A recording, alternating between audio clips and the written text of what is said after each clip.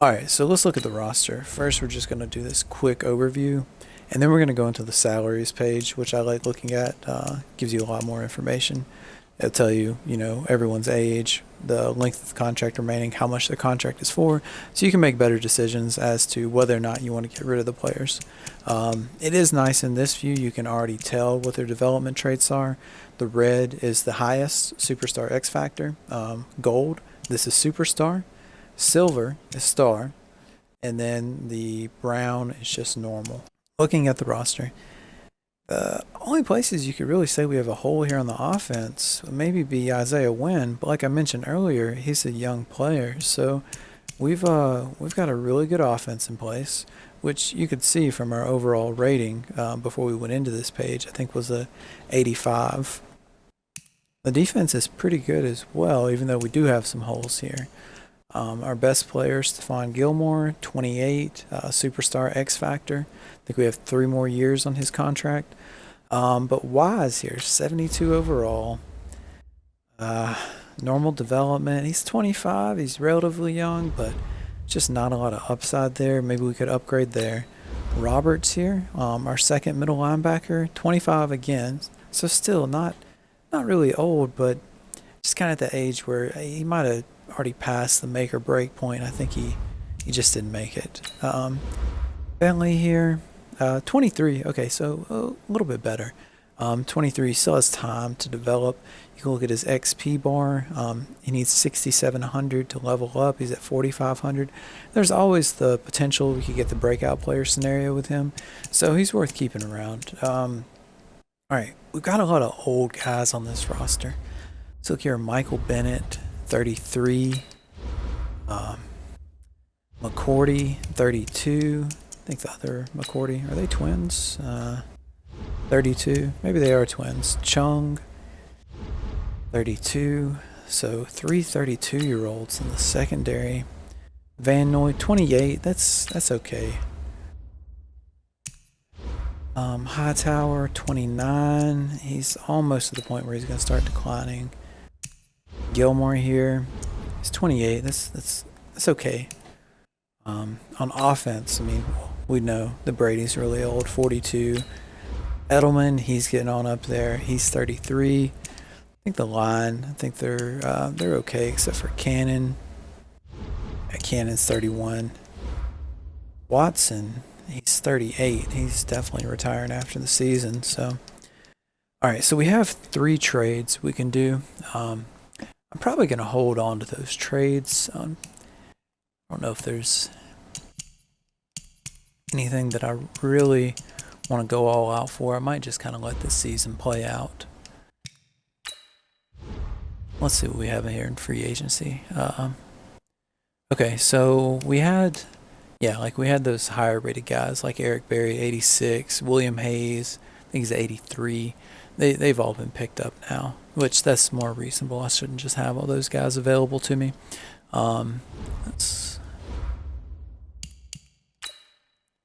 Actually, one thing I forgot to do here. So my second rule for my franchise playthroughs is I pick a scheme at the beginning of the franchise, and then I stick with that scheme the entire time. On defense, I really like this 3-4 storm. There's a couple reasons for that. In the secondary, I like all the players to be interchangeable, and not just the secondary, all throughout the defense. I want the players to be interchangeable. I want to be able to draft a defensive end or an outside linebacker and be able to swap those guys between positions if I need to. So let's say that, I had a draft and I drafted a superstar at left end. And let's say that, I drafted a superstar and already had a really good other end. So I got my 2 ends and I'm set. And let's say the next draft, I just got this surprise superstar in the 3rd round. It's like, what do I do with these guys? Maybe I move one into tackle, which I could do, or I could also move them out the outside linebacker. Because as you can see, all the defensive linemen, the 2 outside linebackers, they require the same archetype for this scheme. So it's really nice for being able to move players around. It is a little bit difficult acquiring the middle linebacker, the pass coverage archetype. They're pretty rare. And with middle linebackers, whenever you level them up, it's really difficult to change their top archetype. Usually, when you level them up, all their archetypes go up. So, it's if you don't get a guy that's already that's already a pass coverage archetype, or if you don't get a guy that's really young, it's really hard to change him. So, and then yeah, like I already said, with the secondary, they're all zones. So I should be able to. I can definitely change the safeties back and forth, and maybe I could even do some changing, between cornerback and safeties. So we're gonna go with the 3-4 storm, and we're gonna stick with this for the duration of the franchise.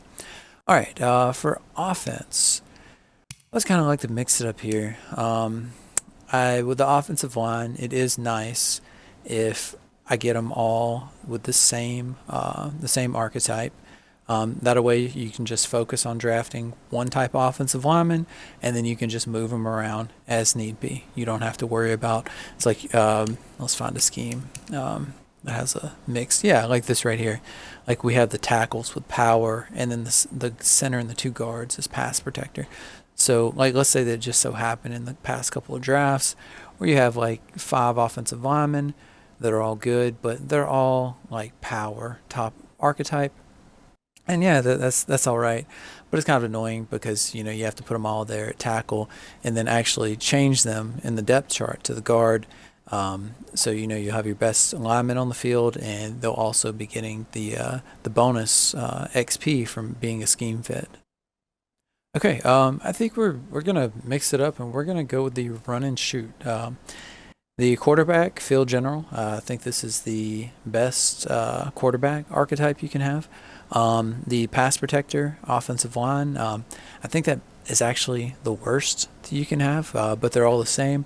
And actually, the way that I build my players, I try to build them balanced. So whenever I level up, I shouldn't always be spending points on the pass protector archetype. I'll actually be, hopefully, I'll be spending equal points on each of them. So them being a pass protector hopefully won't hurt their development too much. The vertical threat tight end, I think, is the best tight end archetype to have. These usually result in the best receiving yards and receiving touchdowns, and those are the two things needed to up their development traits. So you have the best chance of that happening there. And then with the receivers, I think the worst one to have is the route runner, because they're really, really difficult to find in the draft. And for some reason, it seems like the slot receivers just produce really well. Not sure why that is, but we're going to go with the slot receivers. The running back, these are really hard to find in the draft. It's hard to find a good one. So we might just have to, just kind of say F it. We're not gonna have a running back that fits our scheme. And really, unless I can get just a real top of the line running back, I just kind of go running back by committee. I just pick up guys off the scrap heap. Really, where I focus at with my offense, as far as player acquisition, I really focus on the offensive line. And then after that, I look at quarterback and then receivers. My reasoning with focusing on the offensive line is if you have a really good offensive line, everything else should kind of fall in place.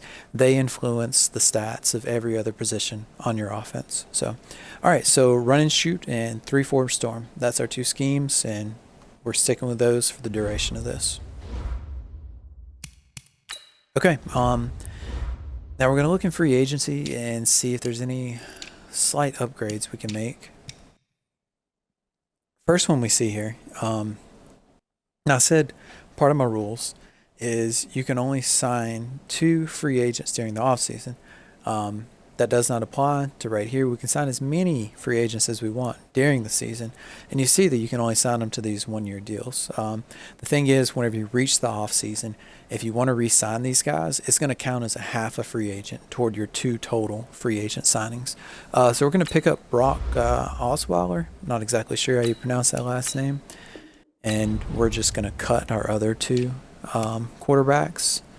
As far as running backs, I think we're fine there. We have 3 guys. Devlin is a good fullback. I think we're good on receiver.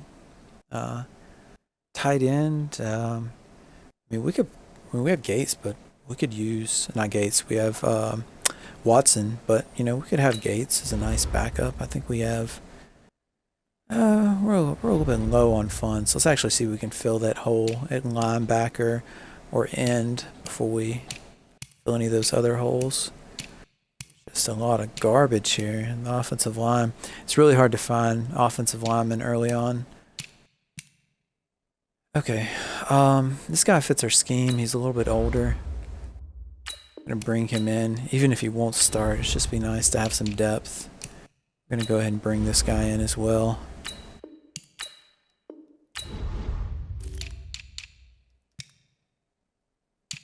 Not a whole lot going on here. Oh, not much. This is really ugly in here. This guy looks okay. Doesn't fit our scheme. One Price. Another thing that I look at whenever I'm evaluating players. So you see he's a 70 overall, the top archetype, speed rusher. But then look at those other archetypes, specifically the pass coverage. There's a 14-point difference between the speed rusher and the pass coverage archetypes. What I've found is that the players that have a more balanced, not just balanced, so this player, 70, 65, 62, 56, you took him and you compare him to a player that had like 70, 68, 68, 68. The player that has, the 70, 68s, that player I think is going to perform better. So you want to look at that as well. And those two players are going to cost the exact same amount. Let's look at Longacre. Knows how you pronounce that one. David Bass. Okay, yeah, 70, 70, 68, 63. And you see the 1.85 million, this is the exact same as the other two guys. So we're going to take him. Let's look back over here. These guys look promising. This isn't terrible with the archetype splits. This is actually a little bit better. We'll bring this guy on. And I haven't even completely looked through all the roster. These guys might not even make the cut, but okay, here's a cornerback. It's older but solid. Yeah, let's go ahead and bring him in. He's older, but again, solid, and he fits our scheme. Just never hurts to have some nice depth. Okay, so we have this guy here, Jonathan Cyprin. That's how you pronounce the name. 77, 75, 74, 76, 75, 73. What I found with these safeties, they're kind of like the middle linebackers. It's really difficult to change their top archetype as well, because every time you level them up, it seems like all the archetypes increase. The guy that fits our scheme, 73. All right, let's bring this guy on here. Looks like pretty much we're going into win now mode this year. All right, let's take a look at our roster. We have 82 players, so a lot of these guys have got to go. All right, quarterback, obviously Brady. Brought in Osweiler, so he's a little bit marginally better than Hoyer, and he's a little bit younger, so hopefully he's got a better injury stat. Okay, so we'll go ahead. We're going to keep two quarterbacks on the roster. Stidham, yeah, he's a rookie. They drafted him in the 4th round, but it's 57, normal dev. I mean, he's not going anywhere. He'd probably never reach the level that Osweiler's at right now. Running backs, only keep 3 of these on the roster. We want the receiving back archetype, and James White, our top running back, he actually fits this. That's very nice. Michelle, he's probably never going to reach 84 with that receiving back archetype, but it's fine. He can be our power back, so our our power running back. In our sub formation, he's got the 78 in that. If you compare that to James White, he's got 66. So these two guys complement really well. Burkhead, 76, 74, 67. He's got a decent balance split. So we are a little bit deficient in the power back. Sonny Michel's really the only guy that can do it. Damian Harris, running backs do not develop well on this game at all. 69 normal dev. We're just going to release him. I don't think he's ever going to do anything for us. And a 29-year-old, 67. We're definitely releasing this guy. All right. James Devlin, blocking. I don't think that fits our scheme. But yeah, this is a good player. fullbacks in general have lower ratings. Edelman, he fits our scheme. He's a superstar. Yes, he is older, but I imagine this guy's going to produce really well this season. All right, let's go down here at the bottom. Etling, obviously we can get rid of this guy. I thought he was a quarterback. I don't watch that much of the NFL. I thought he was a quarterback at LSU, but maybe I'm wrong. Matthew Slater, yes, he's a special teams master, team captain, but in this game he's a 65 overall. He's 33 years old, and we really don't have much use for him. I'm only going to keep 5 receivers on the roster. Barrios, he's on a really cheap rookie deal. We have him controlled, so we'd actually want to keep him over Harris. So now that brings us to 1, 2, 3, 4, 5, 6, 7. Okay, so now we have to make some decisions here. We're going to go ahead and get rid of Inman. He's 30, only has 74. We're 100% keeping N'Keal Harry. He's got that hidden development trait. Should be one of our good pieces going forward. All right, so now we have to make one more cut. Actually, what we're going to do, and this is unrealistic, Josh Gordon is not going to be up for trade. We're just going to put him on the trade market. Add him to the trading block. Like I said, I get 3 trades per year. One of those can be a manual trade. The other 2 have to come from the trading block or during the draft, trading back. So, add them to the trading block, see what we can get. Tight ends. All right, we have 5 of them. I only want to keep 3 on the roster. Cardona, I believe this is a long snapper. Need those in real life, but on the game, not really. All right, so it's our top tight end. This guy is cost controlled, 23-year-old. So we will keep him over Lacoste, even though Lacoste does fit our scheme and Izzo does not. Tight end is another position. It's pretty difficult to change the scheme, but we'll give it a try. We'll see how it goes. Left tackle. Oh, I got some real garbage here after win. Some more garbage down here. It's a backup. It's whatever. Looking for that pass protector archetype. So, ever had that scenario with the O-line mentor? I should have picked the pass protecting. Oh yeah, because now he's even further back. He's 4 points behind, but he can probably develop and change. Maybe by the end of the year, at least by next year. He does fit the scheme. Andrews he's not far off. He's 27. It might take him a little bit. He's going to level up pretty slowly. All right, Shaq Mason, he's 26. He's already an 88, so it's going to be difficult for him to level up. But, I mean, he's just an 88. That's a really top level player. So even if he doesn't fit our scheme, that's fine. All right, Cannon. He doesn't really fit our scheme well, and he's older. Might want to just go ahead and cash in on him, see what I could get for him on the trading block. Not necessarily getting rid of him, but we'll look and see what we can get. All right, Bennett doesn't fit our scheme. He doesn't fit our scheme. This guy we just signed, he doesn't fit our scheme. These 2 fit our scheme, but they're not very good. I've got a lot of linemen here to get rid of. All right, this guy can go. 66, doesn't fit our scheme. All right, we just signed him off the free agent scrap heap. This is one of our young promising players. We might put him on the focus training. We'll look and see what we have. All right, so I want to keep 3 of each of these, 3 defensive tackles. Can definitely get rid of him. He's 63. Yeah, I'm getting rid of these rookies, but I mean, a 63 rookie with normal development trait, I mean, he's not going anywhere. There's always going to be a better player to find on the free agent scrap heap beginning of the season. So we're just going to keep our best 3 players here. All right, so now we need to get rid of 2 more of these guys. Okay, we'll get rid of Calhoun. And actually might throw Logan back. No, actually, we're gonna throw out Rivers. Okay.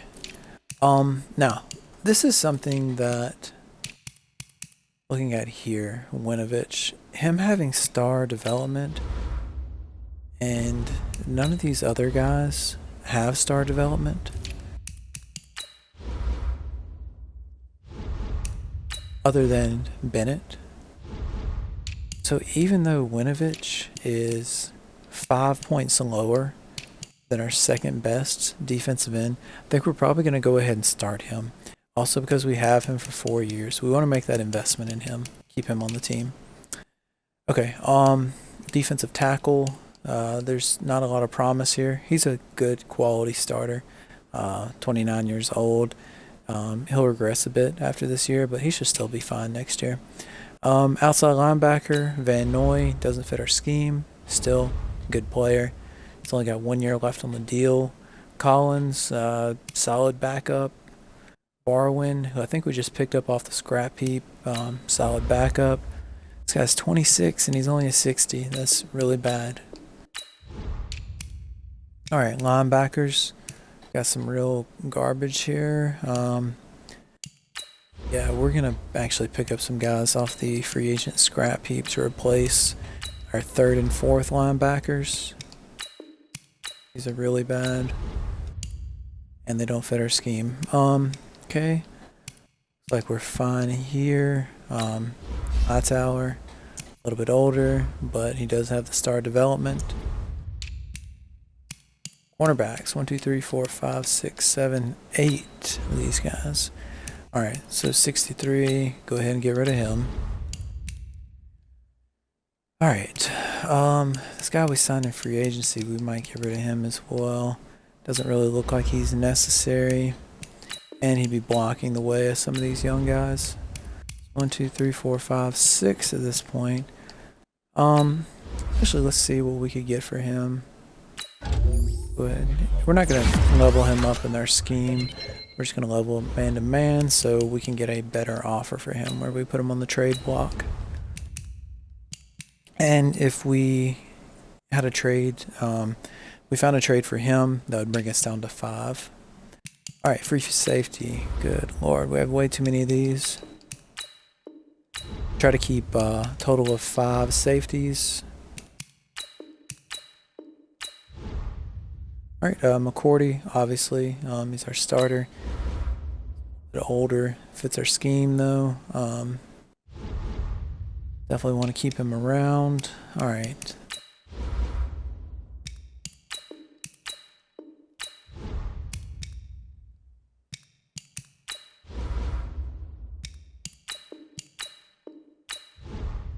Alright, so one more of these guys needs to go. Like it's gonna be Dawson. We actually have him under control. Really, really low contract. So maybe we will get rid of Adams, especially with him being older, having that injury concern. Okay, so we need to go find 2 middle linebackers. Fill in.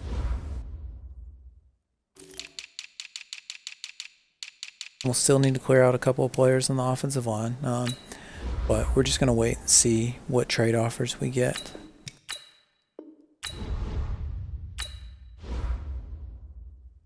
We're not looking too hard here at what we want. We're just kind of taking some guys. Players shouldn't matter too much. Okay, still have 5 more players need to cut from the roster. Alright, let's do our weekly training.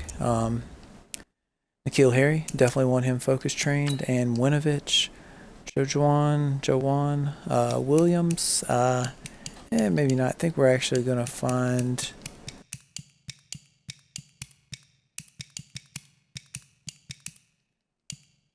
Isaiah Wynn. We're going to focus train him. Good high development trait. Offensive linemen are very hard to find. You cannot increase the development trait of a lineman, so whatever they have is just what you have. So if you find one with a development trait, you definitely want to keep them.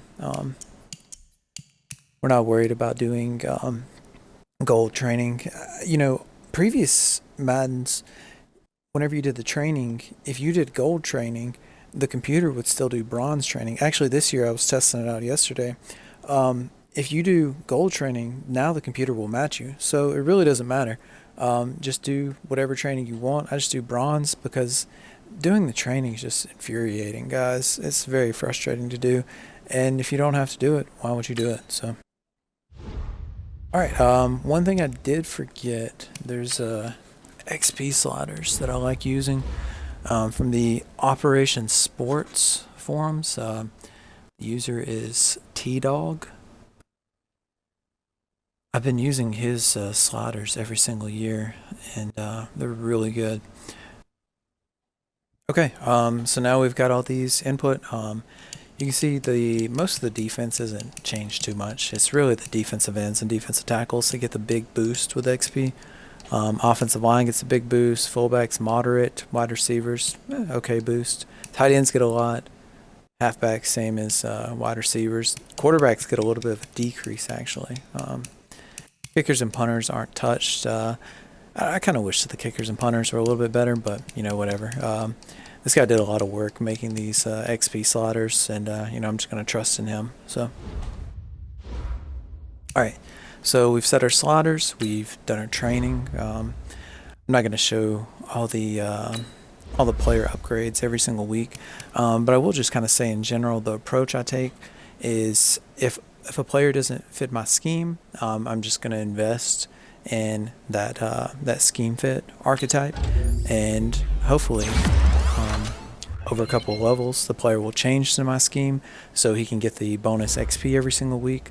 But as you saw there, he increased in zone, but he also increased man-to-man, so he's still 3 away. Then you have a player like Hightower. So he's 11 away. And he's not a young player. He's definitely a guy that I think he has 2 years left on his deal. I might end up trading him next year. I just don't know if it's worth it to try to increase, the scheme fit archetype. I think I'm just going to go with the power rusher. Just make him better at what he's good at already. He is what he is. I'm not going to change him much. All right, with punters, I always go with the power. You don't have a scheme fit archetype for punters and kickers. And then, these little guys like this, just kind of these little trash players, these backups, I just suck at their highest archetype. I'm not too concerned with these guys. It's like, hey, you can do one thing, you can do it well. So if they actually have to come in and play, they can do something. So, all right, we're going to advance to the next week, see if we get any trade offers. And, if we do, we can accept up to 3 of those. Keeping in mind, we might want to hold on a couple of those trades that we have available to us so we can make some trades during the draft. But yeah, we'll see what we get.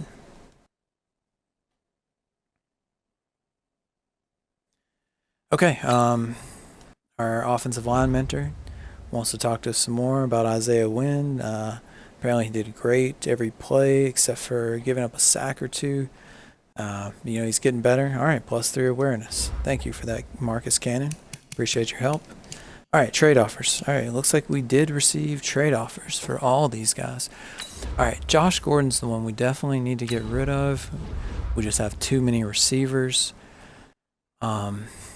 We can get a round 3 this year. I kind of like that. Oh, future round 2. Future round 2. Future round 2, a 5 and a 6.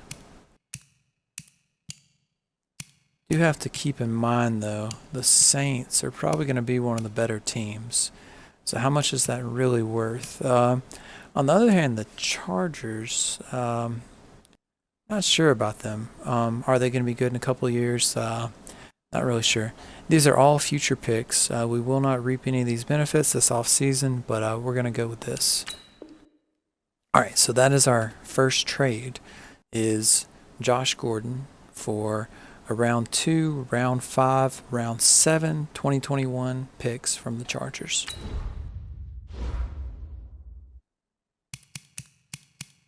Okay, let's look what we can get here. I'd have to get something really good for Cannon. There's not a lot on the free agent scrap heap as far as replacing him.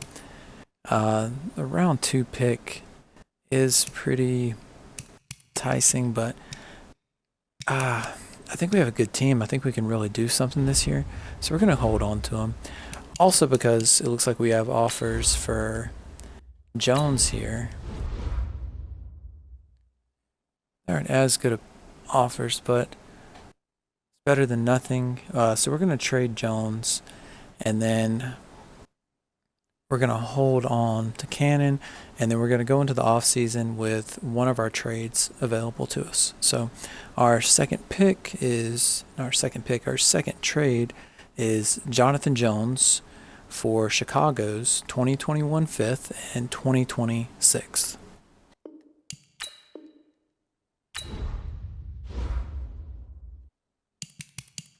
Okay, let's go and actually take Cannon off the trade block and see what other cuts we need to make to get down to 53. I think Skipper here can definitely be cut at 53. Don't see any way that he can contribute to an NFL team.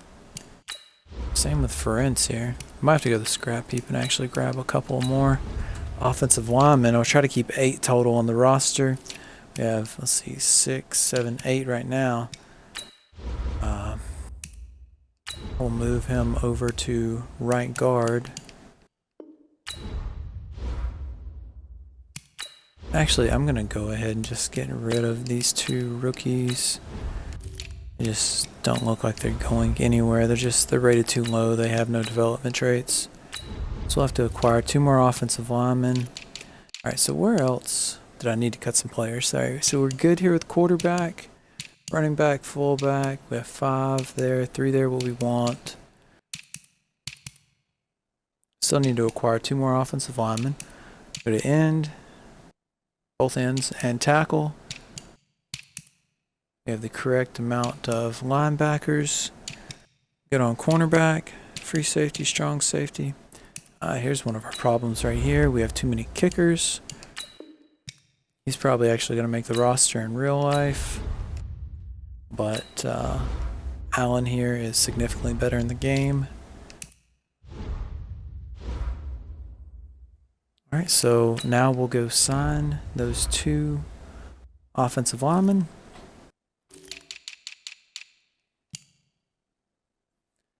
Alright, this is a very small improvement. Okay, 66 is better than a 61.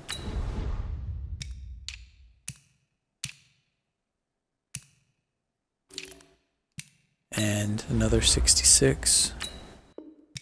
Bring this guy on. We'll just change his position so we don't have a bunch of guards on the roster.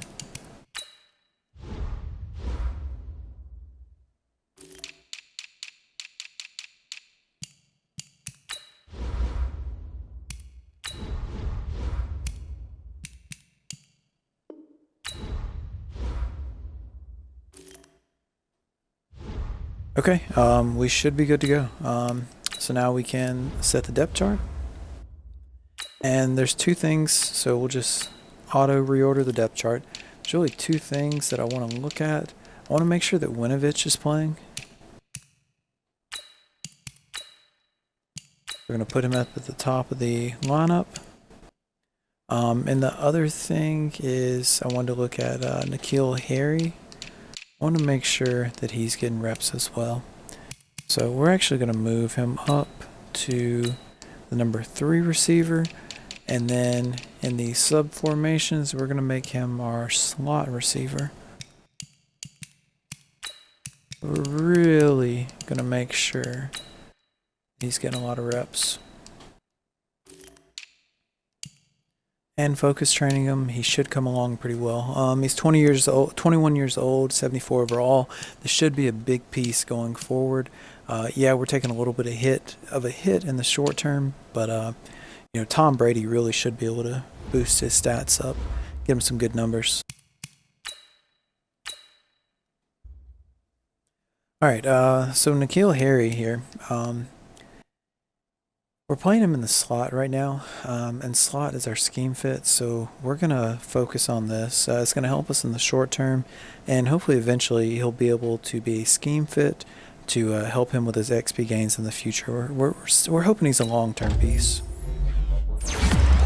And, he went up to a 70 in the slot, but he also upgraded in the physical. This happens a lot with receivers. I don't expect him, in the next 5-6 levels to change his top archetype, but maybe over 10 levels he could change his top archetype.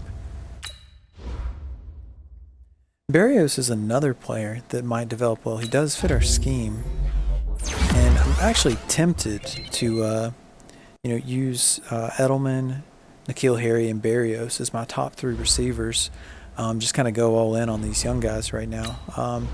But we're gonna try to win some more games this year, and we're gonna go with I forget who our second receiver is, but we're gonna go with the older guy at the moment.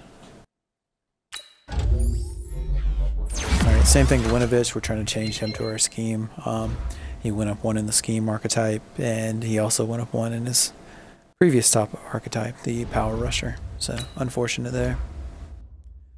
Jawan Bentley, middle linebackers are really, really difficult, like I said, to change their top archetype. I don't see this ever happening. We're going to try, see if we can make anything happen, but I have a feeling that he might be a trade piece down the line. I don't see him as a real long-term piece, but hey, you never know. He might break out.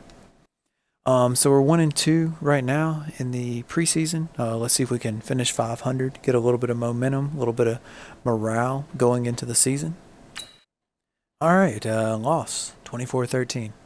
So 1-3 in the preseason, but hey, preseason doesn't matter anyways, especially when you have Tom Brady on your team. We want to set our season goals. As you could see from the moves I made during the preseason, we're kind of going all in. We think that we have a really good team. We think that I think that we could win the Super Bowl. I might be totally off on this. They do have a pretty difficult schedule. They play the AFC North. I think it's AFC North. The Browns are a real juggernaut this year, and then they have to play the NFC division. I'm not super familiar with the names of the divisions, but the ones with the Cowboys and the Eagles. So those are 2 really difficult out of conference out of division teams have to play. It does really help being in the AFC North with the Jets, Dolphins, and Bills. Those teams are historically really, really bad. So hopefully they'll be really bad here, and I can just beat up on those teams, get 6 easy wins a year. So we're going to commit to making the playoffs.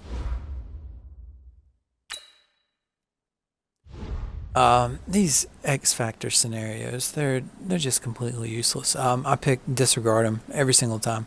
This is the only time I'm going to show this in this video.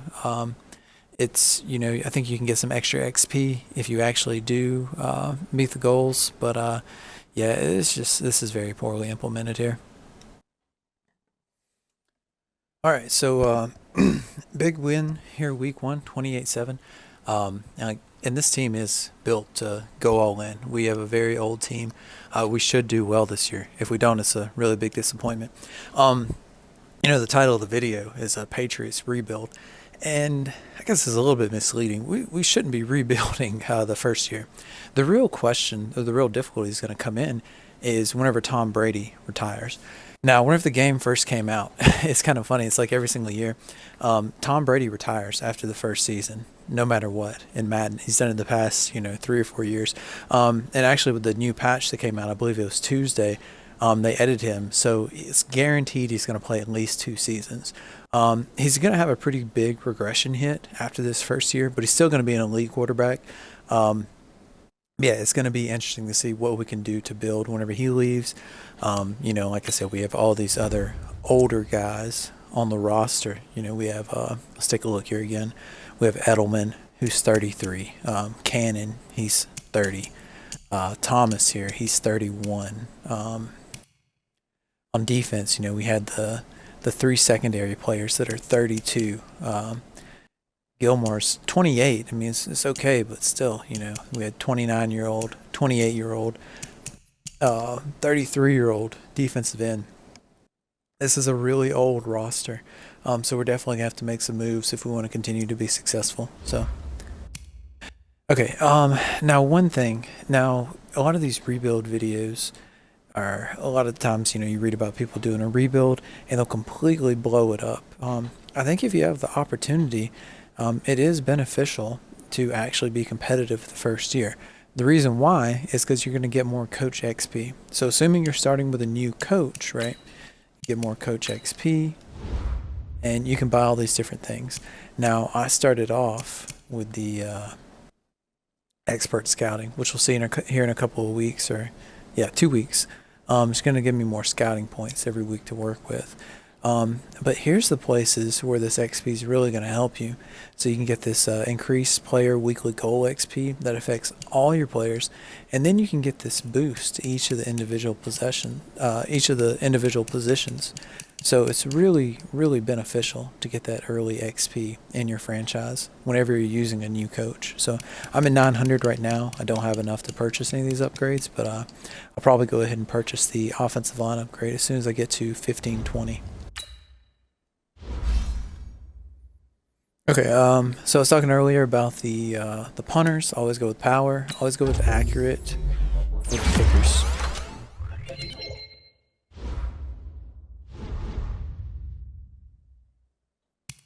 Other guys here. So we have Win.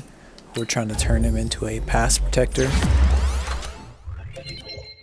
Made up no ground on that level up. That's unfortunate.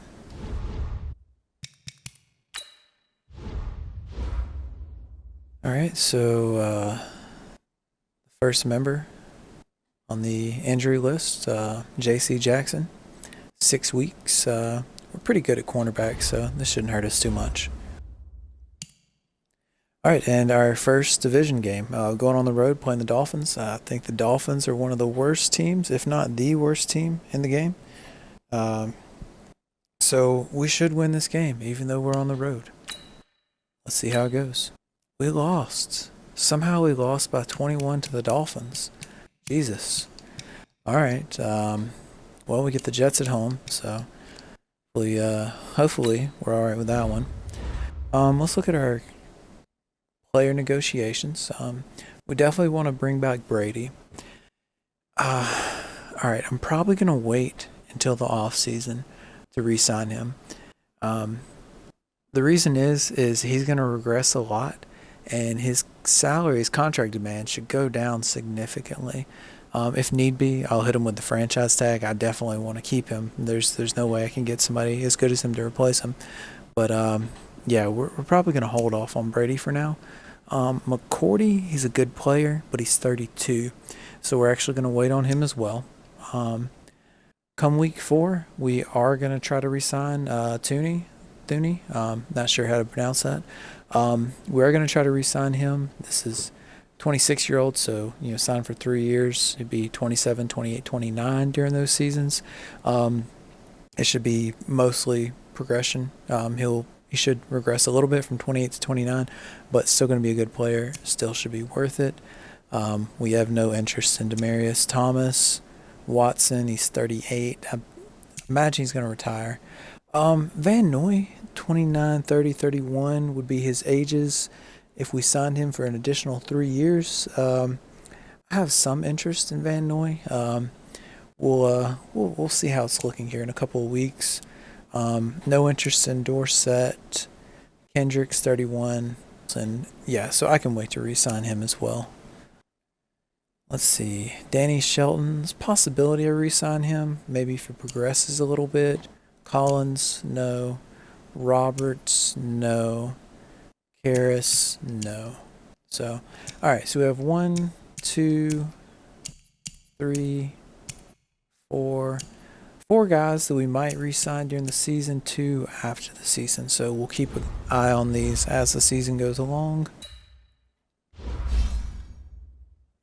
Alright, Nikhil Harry, we're on that steady grind, trying to get him to be a scheme fit. Let's see what we can do here.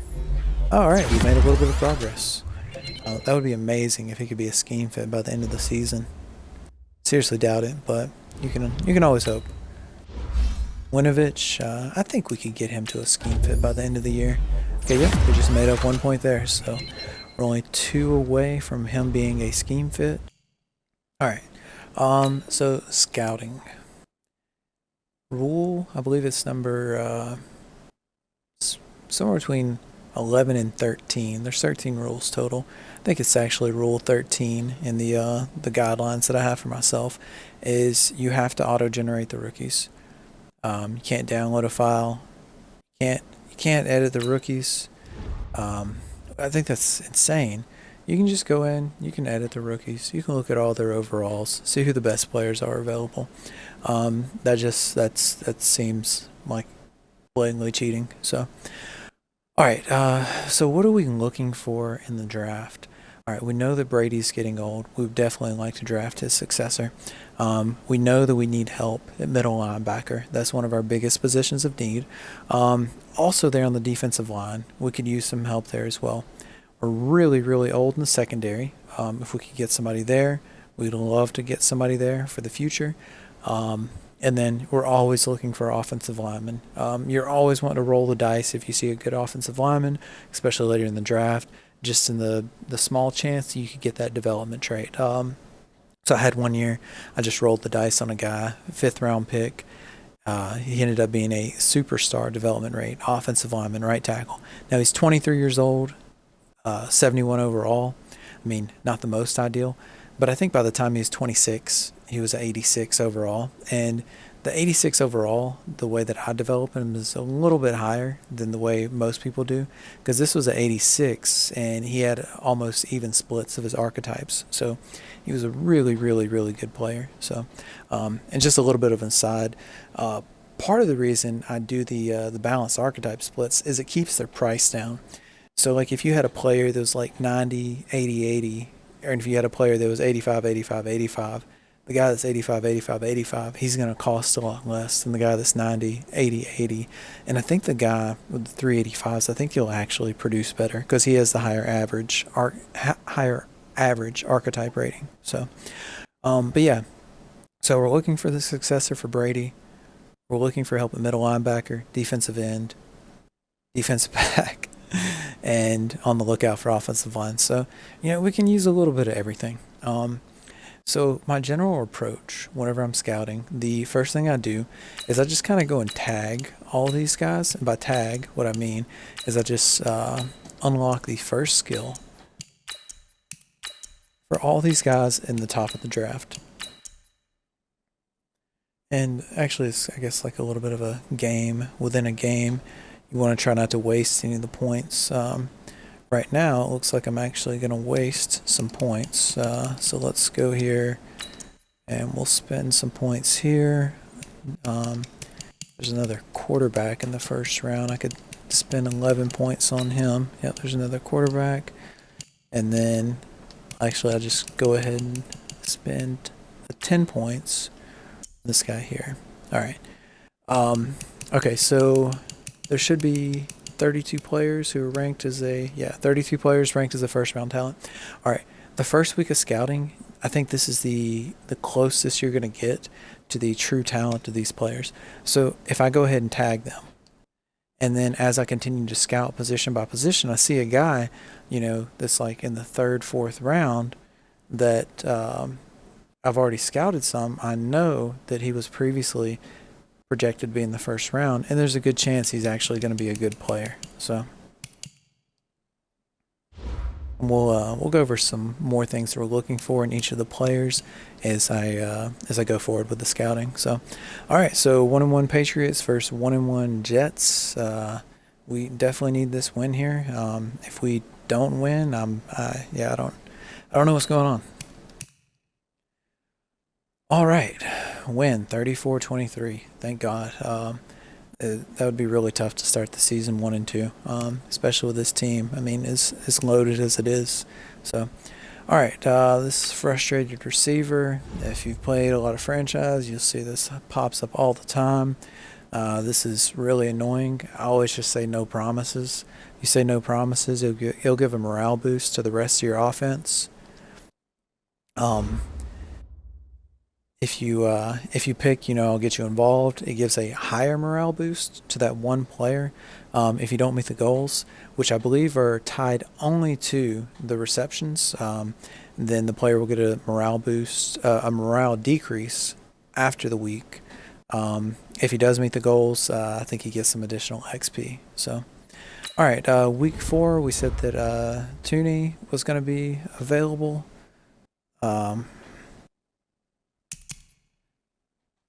Yeah, he wants to start his negotiations. All right, he's not too far from leveling up. So one thing you want to keep in mind whenever you're negotiating with these players is as they progress, right? So if he went to an 85 next week, his contract demands will then go up.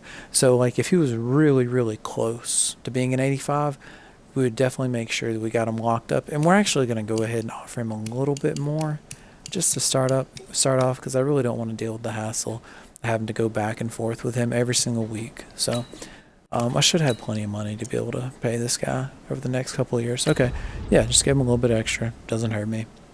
We'll have him locked up. The next one we'll be looking at week 6, Van Noy. Maybe Allen in 8, maybe Shelton in 9.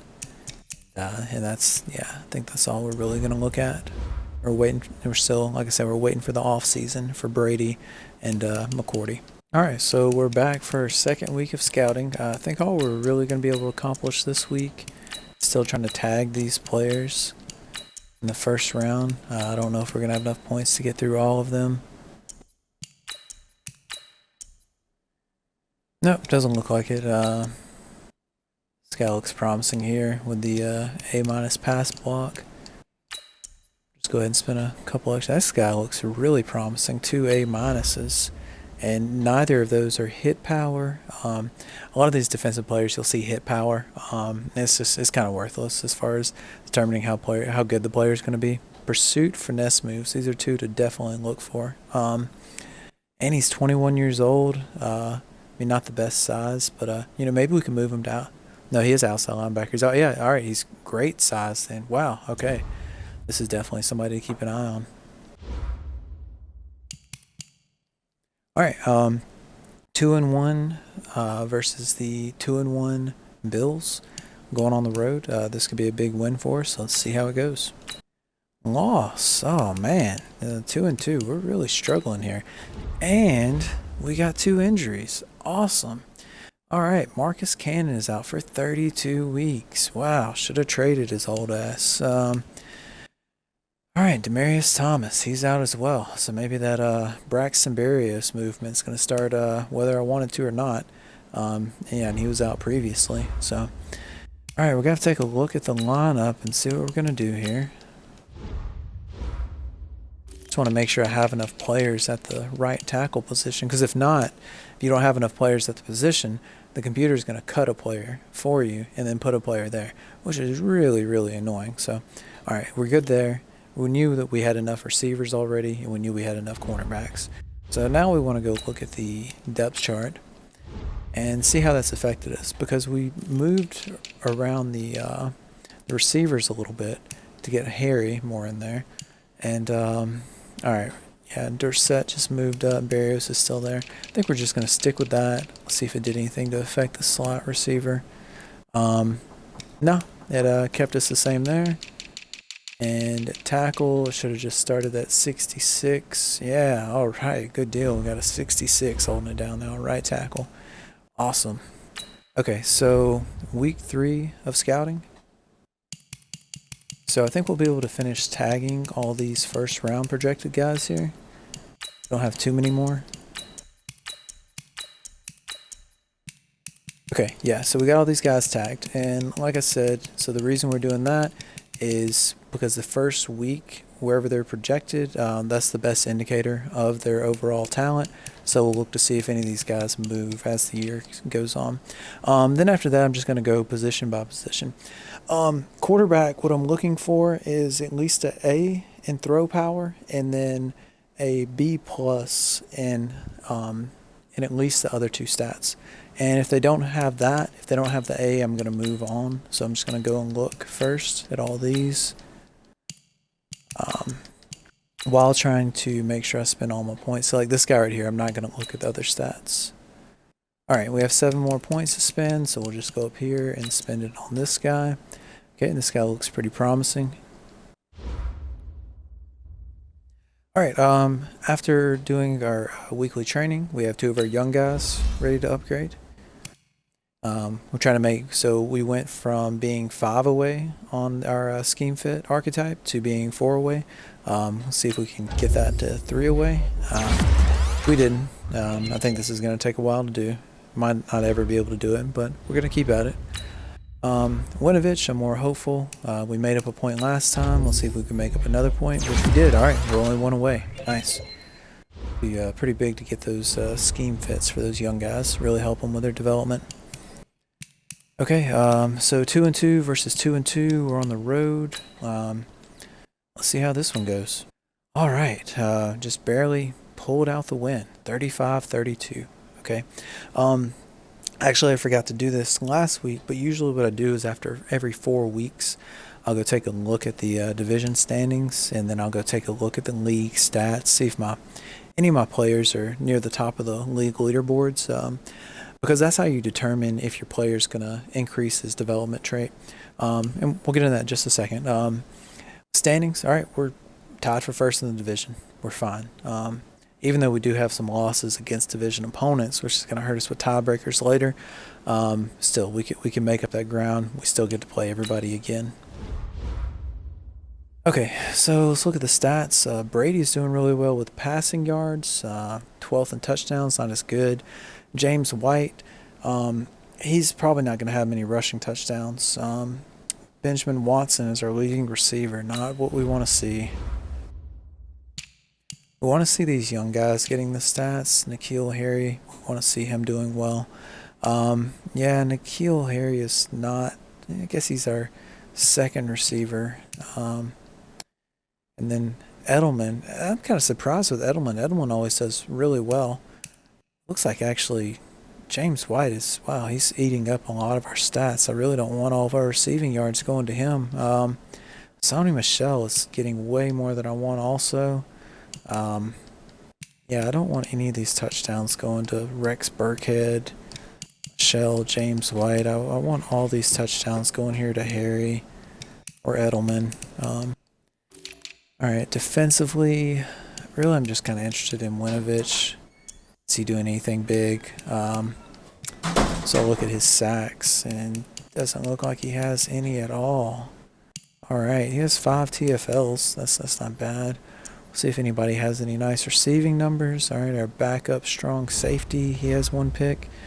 Alright, so it doesn't look like we're really doing that well in terms of guys being league leaders and having that potential for increasing their dev trait.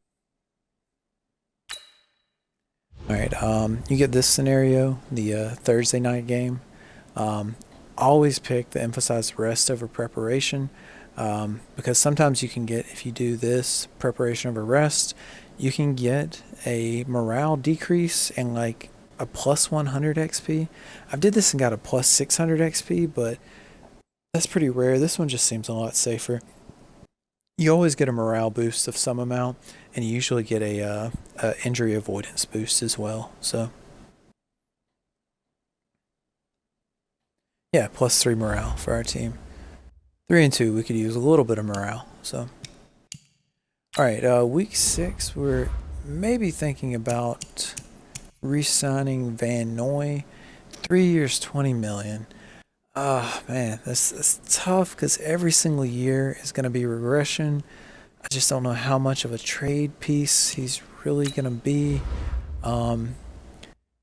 His archetypes, he's got nice balance there. Really, I would need him to break out and become a superstar. To really think about doing this, I think I would rather just... I'm going to hold off for now. We'll see later in the season. Maybe I'll change my mind.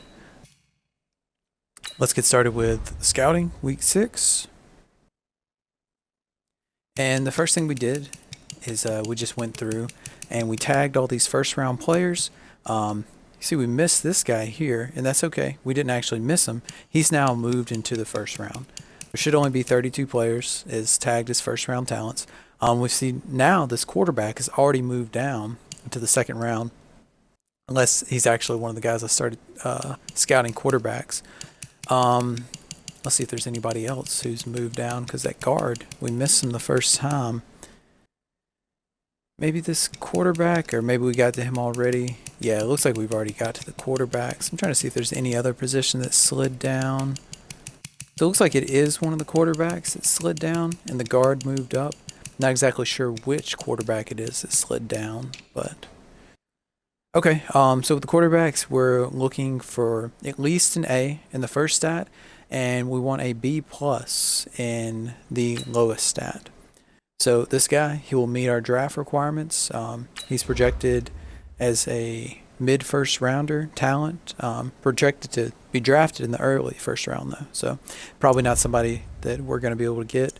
3 and 2, I project us to get better than that and have a pretty decent playoff seed, maybe even get a first round bye. But we are looking for a quarterback. We're trying to replace Tom Brady, who is 42 years old. He's going to be here for at least one more season. All right, moving on to the running backs. We need a receiving back for our scheme. It's really difficult to draft running backs in general. I think it's even harder to draft the receiving backs. I think there's less of those than the elusive backs and power backs. I think the elusive backs, they're the most common. The power backs are a little bit easier to scout.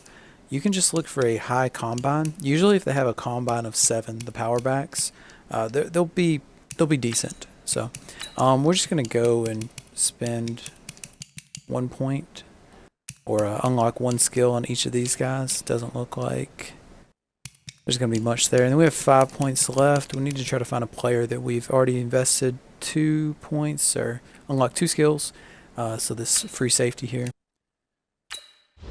All right, Isaiah Wynn. We're still trying to convert him to the pass protector top archetype, so he'll fit our scheme. See if we make up any ground here, and we did. We made up a point.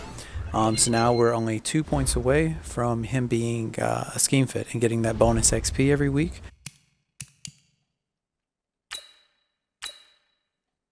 All right, we pulled through with the 10-point win against the Giants. You would hope that you'd beat them by a little bit more, but hey, a win's a win. Okay, I actually was not paying the closest attention, and we have some coach XP to spend. So we're finally at the point where we can purchase this increased player weekly goal XP. This is going to affect every player in our team, get us a little bit of bonus XP. So this is the first thing we're going to purchase, and then once we get enough XP, we're going to look to that O-line training boost next. All right, Chase Winovich, trying to get that scheme fit. We only got 1 point to go. Let's see if we can get it here. And we do. All right, very nice. So now he's going to get bonus XP. This is pretty big. It's a rookie with a hidden development trait, so he can definitely be a piece going forward. All right, here to week 7 scouting. We just finished unlocking the first skill on all the running backs that fit our scheme. We even looked at the undrafted ones, and it doesn't really look like there's much there. So we're looking at the fullbacks now. I'm actually going to skip these until we get the combine results, because I think that the combine is really all you need to scout these fullbacks. And we might not even keep a fullback on our roster. We're not sure about that yet. We can just keep an extra tight end. Either way, it'll be fine. So we're going to move on to receivers. And what we're going to look at is see if there's any that fit our scheme here. Looks like there's the first one comes up in the 5th round. There's a whole lot of deep threat receivers. The other ones not so much. The route runners are very scarce. It's like we'll have a lot of these who are projected to be undrafted. This guy's got a B+, so we're going to invest a 2nd point in him along with these guys up here, even though they're undrafted. All right, and that's all of our scouting points for week 7. And this week we're playing the Jets again, 4-2 versus 2-3. We're on the road. This will be a big win for us. Let's see how it goes. Oh man, tough loss. Man, brings us to 4-3. All right, J.C. Jackson is available to play again. He's not one of our 2 starting corners, but he was our slot corner. So this is a nice addition, getting him back. playing the 6-0 Browns. So whenever I looked at the schedule early in the year, I made mention we had to play the division with the Eagles and the Cowboys, who should both be really good. Which if you look ahead up there to week 11 and week 12, we have those back-to-back. Fortunately, we do get one of those at home. And then we have to play the Browns, who are just loaded this year. They're 6-0. We do get them at home. So this is going to be a tough one for us. I would be surprised if we pull out the win, but we'll see how it goes. All right, we have a big decision with Demaryius Thomas coming back. I really don't see any upside whatsoever to playing through an injury, unless it was a playoff game. I could see, going ahead and playing a guy then, but I've never actually been given the option to go ahead and play through an injury in the playoffs, so I don't know if that's possible. Now, the player earns double game XP. I earn double game XP as the coach. This just seems like a no-brainer. This is a guy that I want to play more than Demaryius Thomas anyways. This is a part of my future. So we're definitely going to start the backup here. Okay, so for the first time, we've had N'Keal Harry's development trait unlocked. Excuse me. He is a star.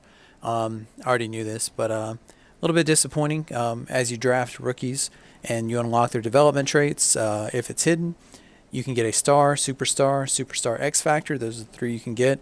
This is the lowest tier, so this would be the most disappointing, but hey, it's always better than having a normal. All right, once again, we're here leveling up N'Keal Harry. We're trying to get him to fit our scheme as a slot receiver, 4 points away from fitting the scheme, and we made up a point. Very nice. All right, it's only 3 points away. Maybe we can get that by the end of the year. Also, we have Winovich here, who just recently became a scheme fit. So we're going to continue to invest in that scheme fit archetype. Hoping maybe he can be a 75 by the end of the year. That'd be nice. Going from, I think he started the year as a 69 power rusher top archetype to being a 75 speed rusher would be very nice. All right, week 8 scouting. We had one more slot receiver that had a B+ as their top skill. We wanted to invest another point in him. Okay, B will continue to scout. Okay, this guy looks like he could be worth drafting. I'm gonna write his name down on my list. Maurice Harmon. He is 23, but a scheme fit, and with this kind of value, we could probably pick him up with a 6th, 7th round pick. There's always a chance he has that hidden development trait. If this guy can at least be a 65, I think he's well worth it, just with the chance that he could have the hidden development trait. So we would definitely want to draft a guy like this, as long as his combine's all right. Now, we won't really know until we see the combine, but this is a potential draftee for us. We'll go through and we'll scout the rest of these guys. B-. This does not fit our criteria. Now, depending on the combine, he could jump back up and fit our criteria, but as for now, we're looking for at least a B and the lowest skill for the receivers. We had a couple more receivers up here we wanted to check out. We didn't get to last week, and it doesn't look like we have anything there that's of interest to us. With tight end, this is going to be pretty easy for us to scout. The vertical threat tight ends, these are the best tight ends to have as far as putting up stats and receiving yards and receiving touchdowns, which is what you need to upgrade your development trait. This guy right here, Jimmy Bushy, 6'5", 235 out of Texas, 22 years old. This guy looks very promising. Oh yeah, B+, B, B-. These are great. For a tight end, actually, I look for B- in the highest, and then at least a C+ in the others. Now, this guy doesn't fit the criteria.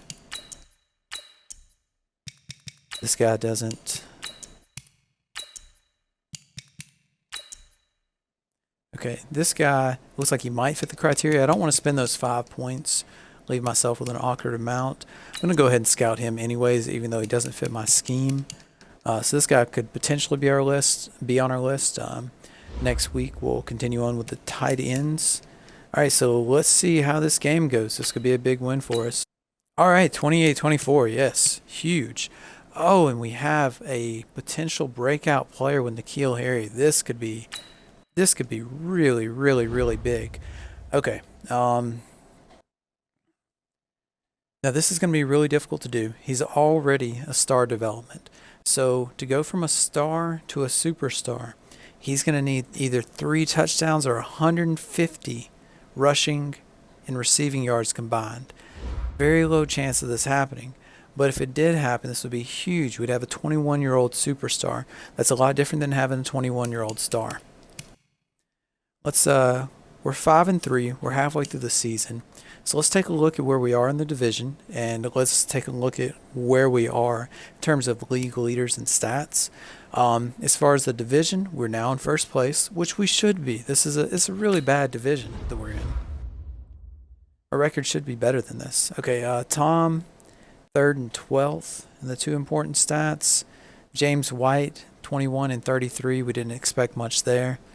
N'Keal Harry, all right, 10th. That's really good. He's lagging behind on the touchdowns, but if we could boost up his touchdowns, he might even get the superstar anyways, without having to get this breakout player scenario to come through for us.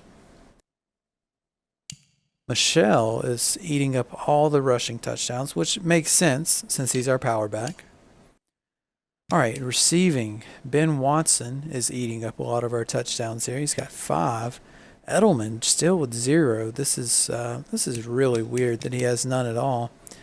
And our backup tight end with 2. That's not what I want to see. James Devlin, I don't want you to have any.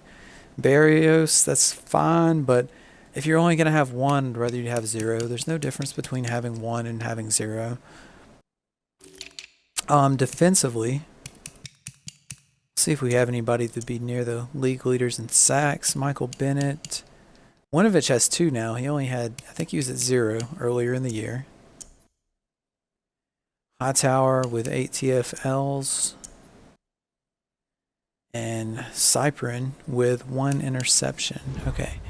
I don't know if we're going to get any of these development trait upgrades this year. It's not looking good at this point, halfway through the season. Okay, as we go further into the season, I think I've pretty well decided I'm going to move on from Van Noy. I'm going to let him hit. Free agency. It's a little too much of a commitment, and I saw the player Tyrell Robinson in the draft class. The 21-year-old has a 2 A- stats. Who I'm really thinking I want to target. I want to move up and get this guy. So so we're going to move on from Van Noy. We're not going to try to negotiate with him unless after the season he's bumped up to a superstar development trade. All right, getting started here with the week 9 scouting. So we had this tight end who so far met all of our requirements but does not meet the last C+. I actually found you can find some pretty good tight ends later in the draft, and actually some of them don't get drafted. You can find them there in free agency, preseason week 1, or actually I restrict myself from signing players preseason week 1, so that'll be preseason week 2. Now, I said I want all B minuses. The thing I'm looking for with the tight ends is their combine score. If they have a combine score of 6 and they have all C pluses, I'll go ahead and take a flyer on them. So we'll find out about this guy right here whenever the combine rolls around. All right, so with offensive linemen, I'm only looking for the one type. I'm looking for pass protectors. What I'm going to look for is at least a B plus in their top skill and then a B in the lowest skill. So this guy here is a first round talent, B plus. He definitely meets that, and he definitely meets the B in the last skill. So he's got the A minus and the 2 B pluses. All right, A, B plus, B plus. All right, this is nice. 21-year-old, projected early second rounder. Mid first round talent. This might be a guy I can get with my pick. We'll see. Okay, this guy meets the criteria. And with offensive line, you actually don't have to draft guys that high very often. You can find some real bargains just with undrafted talent.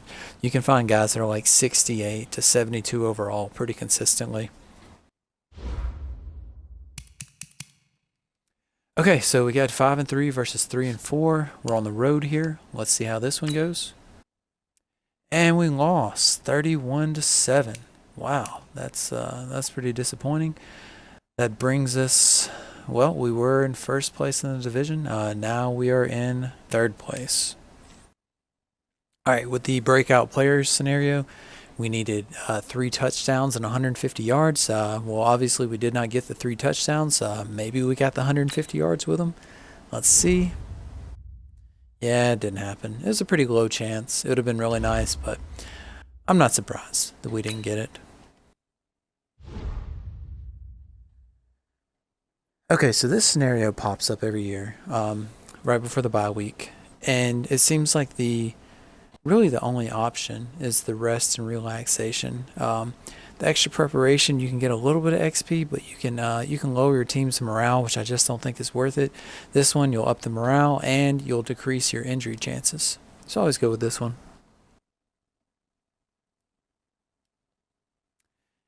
Yeah, +2 on the injury avoidance, +3 morale. I think we'll take that. All right, we have enough XP now to level up again. And I said we're going to go with the O-line, but actually I'm going to go ahead and invest in the Master Trade Negotiator. Just go ahead and get it out of the way so I don't forget it later. And then we're going to spend all of our points on the specific position training boost. All right, we're still on that road to make N'Keal Harry a scheme fit. See if we can make up some ground. And we did not. Not surprising. We made up ground last level up. With receivers, this is kind of difficult. But we started out the season, I think we're 5 away. Now we're 3 away. Okay, week 10 scouting. We're still looking at offensive linemen, looking for B+ in the top skill with at least a B in the lowest skill.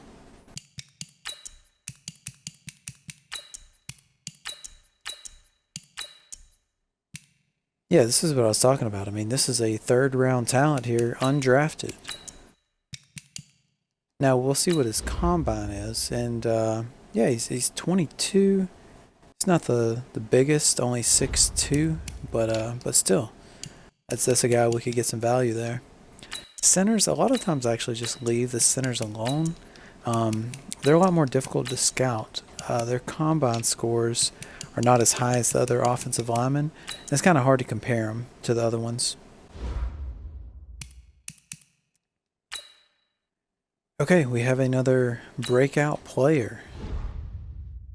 Philip Dorsett. Not somebody I really care about developing too much, but hey, you know, we'll take an upgrade with this development trait. So we need 2 touchdowns and 100 yards. It's doable.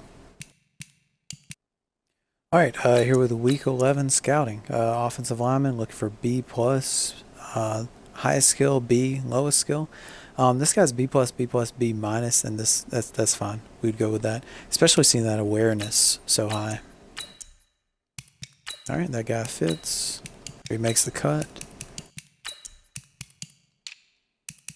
Right tackle seems to be where I find the most late talent.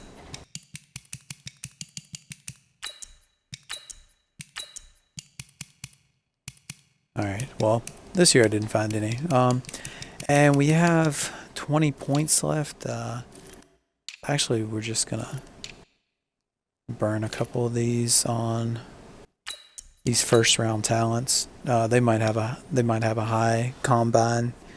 We might decide to draft these guys either way if they had some kind of ridiculously high combine, like 6.6, 6.9, something like that. Okay, so 5 and 4 going up against the 3 and 6 Eagles. We're on the road. The Eagles are pretty highly rated. What are they? Yeah, they're 85 overall. So on paper, they're a better team than us, but they have a worse record. So maybe they have have very low morale at the moment. So we could really use this win, help us get ahead in the division. Let's see how it goes. Okay, nice 3-point win. It'd be even nicer if we got this breakout player to come through for us, Philip Dorsett. Okay, didn't make it. But that's okay. He's not really one of our players we're looking to develop going forward. All right, Winovich, another upgrade for him. He's only about 1,000 XP away from upgrading again. Like I said, if we can get him to a 75 by the end of the year, that'd be really nice. Okay, the Week 12 scouting with the defensive ends. Really, I want a B+, but I'll take a B. We don't want below a B minus though. And if their top skill is a B minus, we're just going to move on.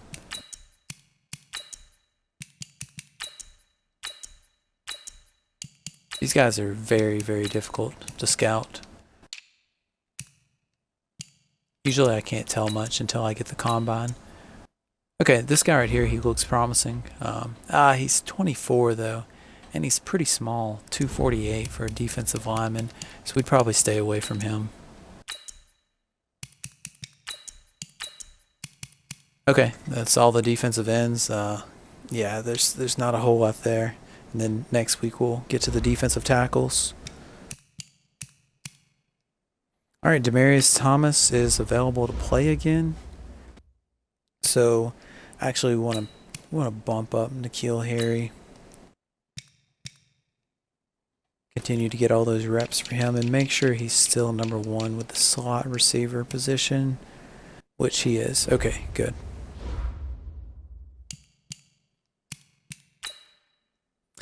All right, 6-4 versus the 8-2 Cowboys. The Cowboys are really good in this game. I think I read online that like one of the main ratings adjusters, he's a big Cowboys fan, so they're always a lot better than what they actually are in real life. So we're playing here at home. We'll see how this goes. All right, 17-14. Close win, but it's a win. We'll take it. All right, so that moves us into a tie for first place in the division with the Jets. I believe we've already played them twice, and I think we might have actually lost to them both times. Let's see. No, we won. Win and a loss. Okay, so I don't know how the tiebreaker is going to play out, but we did win one, so we're okay with the tiebreakers there. All right, we've got 1565 XP, so this is enough to purchase our first upgrade for one of the positions. We're going to go with the offensive line first. It's the only one we can afford other than the kicker and the punter, so we're going to go ahead and do that one. Okay, N'Keal Harry still 3 points away from fitting our scheme, and he's still, after that, 3 points away.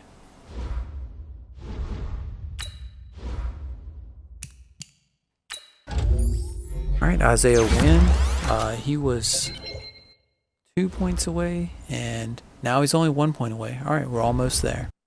All right, week 13 scouting. We're starting with the defensive tackles. We're looking for a B plus in the top skill, and probably we'll take a B minus in the lowest skill. Already we have 2 guys who fit this criteria. This guy's 23, so he's on the older side of a rookie, but still 6th rounder projected, mid-3rd round talent. We'll definitely keep an eye on this guy. Nathan Johnson, I'm going to write him down on my list.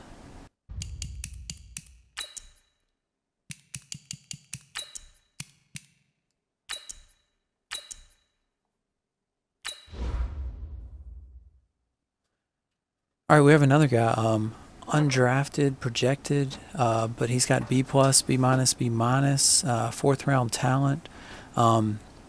Still not the largest, 293, 23 years old, but still, if we could pick this guy up in the 6th or 7th round, this will be a nice bargain pick. We're going to write him on the list as well.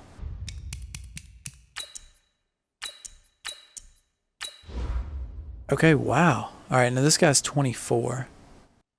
He's definitely depends on his combine whether we take him, but having that A minus as his top skill is really nice, and the B minus, we'll add him to the list. So as you can see here, it's pretty easy to find bargains with the defensive tackles late in the draft. It's kind of like the offensive line, and what you can do if you're in need of depth is you can take a defensive tackle, convert him to defensive end, and this actually works really well with this scheme. Because you have the smaller defensive tackles going out to end. They'll be about the same size as your prototypical defensive end. All right, moving on to the linebackers. These guys are pretty difficult to scout. We're going to look for at least a B plus in the top skill, and then we want at least a B minus in the lowest skill. We're going to go ahead and move on from this guy. Linebackers, we're looking middle linebackers. We want an A minus in the top skill. We'll settle for a B plus. Really, these are dependent on the draft. So we'll start back with the left outside linebackers next week with the scouting. Okay, 7-4 versus 6-5. We're on the road. Feels like kind of a toss-up. Let's see how it goes. Okay, man, I think that's three-point wins in a row. Just living on the edge, but we'll take it. We're at the top of the division right now. Hopefully we can keep this going. All right, so this point in the season, so we look at after 4 games, after 8 games, after 12 games, look at where we're at as far as league leaders. Brady's doing well in passing yards, not so much with the touchdowns, 19th. James White, we know he's not going to be that high with the rushing touchdowns. N'Keal Harry, he was 10th in receiving yards, now 25th. Still doesn't have many more touchdowns. So it doesn't look like he's in the running for getting a development trade upgrade, unless he just has a crazy end of the season. It's too bad that we couldn't combine these two guys' stats into one. Michelle doesn't have many yards, but he's got all the touchdowns. Okay, Edelman's got it going a little bit more. He's got 3 touchdowns compared to 0 last time we looked. Benjamin Watson is still hogging up way too many of our touchdowns. And we have these guys here at the bottom eating up a lot of the touchdowns that I'm not really happy about. Defensively, I don't think we're going to have anybody in the running for any upgrades. Winovich is now up to 3 sacks. It's still not going to do much for him. Interceptions, Van Noy is up to 2 now. I can't remember if interceptions affect the development trade upgrade of the outside linebackers. Like I said, we might re-sign him if he gets a development trade upgrade, but we'll wait until the off-season to see on that. Okay, looking at the Week 14 scouting. Looking here at the left outside linebackers, looking for at least a B+. Now, looking at our scheme fit, also we can look at these pass coverage because we need pass coverage at middle linebacker as well. Doesn't look like there's any more of those. All right, middle linebackers, we're looking for at least a A-. We'll settle for a B+ with the top skill, and then at least a B in the other ones. Sometimes you can find some value late in the draft with middle linebackers. So we'll just have to keep an eye on their combine scores. Okay, yeah, this is the guy I was really keeping an eye on. Yeah, projected mid-first rounder, but early first-round talent. A-, A-, B+, with none of those being hit power. At 21 years old, this guy looks like he could be a really good player.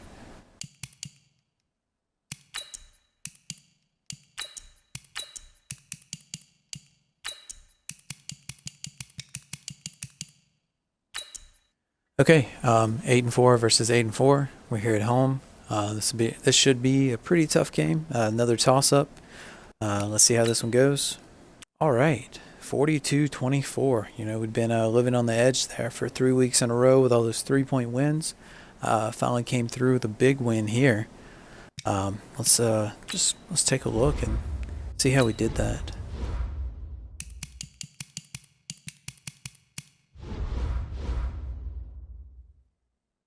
All right, 349 passing yards. They had 3 turnovers to our 2. Got a touchdown out of Osweiler. That must have been in mop-up duty. James White with 2 touchdowns. That's nice for him. Receiving. Ben Watson. Fucking A, man. This guy's eating up all of our receiving touchdowns.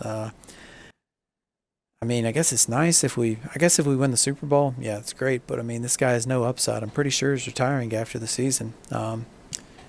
James White with 89 of the receiving yards. N'Keal Harry, this is the guy I want to see getting the yards and the touchdowns, and really didn't do much of anything. That's kind of disappointing. No sacks. Oh man, all right. N'Keal Harry joining the injured list with Cannon from earlier in the season. 6 weeks, maybe he could come back if we make a deep playoff run, but that's pretty disappointing. We're going to have to find somebody else to put on the focus training list now. All right, so free agency here, week 15. Not really sure what's going to be on the market as far as kickers and punters. 75, it's fine to get by with. So we're just going to go ahead and re-sign Ryan Allen. Offer him a little bit more. So I really don't feel like haggling back and forth over a couple of weeks. So it's not a big deal. Offered him an extra 0.2 million. All right, scouting this week, week 15. Right outside linebackers. We're looking for a B plus in the top skill. Don't have anything. Cornerback. This is one of the most difficult places to find any kind of value. There's always some good players higher up. I'm looking for at least a B minus. And first, second round, I'm looking for probably a B at least. But after that, I'm looking for at least a B minus and then a C plus in the other skills. And actually, I'm going to break that rule right here. If I had 3 C pluses with a high combine, I'd go for it.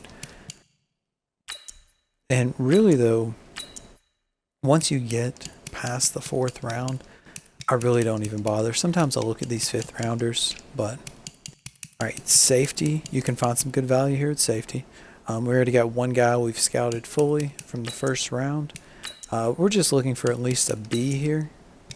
Now, a lot of times you're going to see that hit power come up as the top skill. If you have a really high hit power and then nothing else, it's probably somebody that isn't going to be very good. But B plus awareness, this is, and then B pursuit, top 2 skills. That guy would probably be pretty good. I guess it does depend on his combine, but so far this looks like a promising player. Okay, 9-4 versus 8-4-1. We're on the road. Let's go. Close loss. All right. Guess this kind of makes up for all those close wins we had earlier. All right, this puts us into a tie, but they're on top of us, so it looks like they have the tiebreaker. I'm not sure how that works. Might be division record. So we have 2 division games here, 16 and 17. So if we could tie with them at 11 and 5, you would think having the 2 division games that we could win the tiebreaker with them. I'd have to look into it a little bit closer. I'm not sure. We'll just let it play out, see how it goes. But overall, I mean, we should be in good position to make the playoffs at 9 and 5. Let's look here at the AFC. It says that we're on the outside looking in right now. I guess it's due to these division winners. But okay, we'll look at it another week and see where we stand. All right, Isaiah Wynn. We're still trying to get that scheme fit top archetype. Let's see if we can make that happen here. No, we didn't, but should be coming here pretty soon. All right, week 16 scouting. We're getting pretty close to being done here. We're at free safeties. Looking for at least a B and then B minus, maybe C plus in the lowest skill. Guy looks like a solid player, but he's a 1st round talent. Usually try to avoid drafting safeties too early. You can get really good value later on.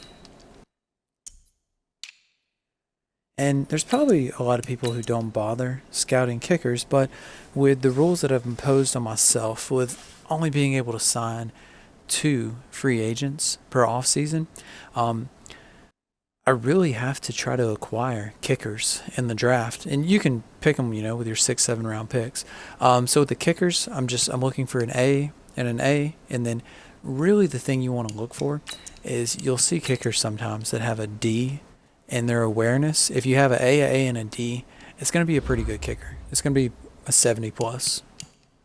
So, all right, so we're at home again. Nice. We have last 2 games at home, playing against a division team in the Bills.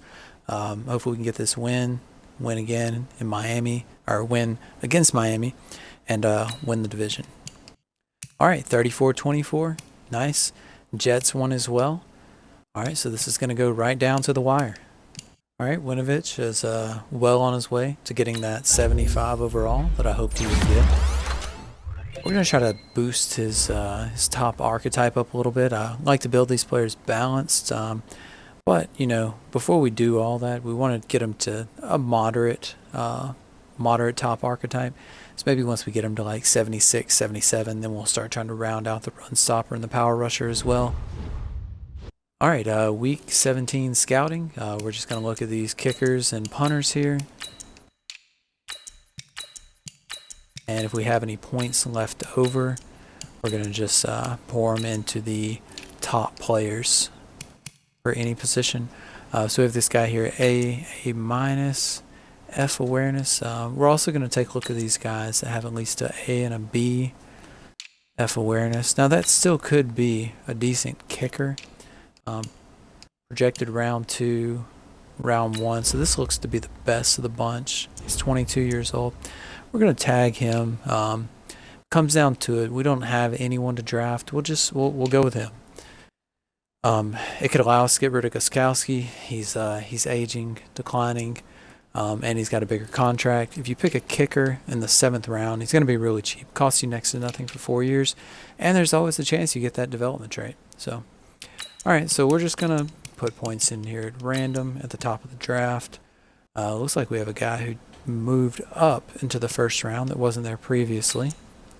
All right, you would think we'd win this game against the 2-11-2 Dolphins. We're at home. We'll see. Loss. Wow, we finished 10-6, and we missed the playoffs. Oh, that's really annoying.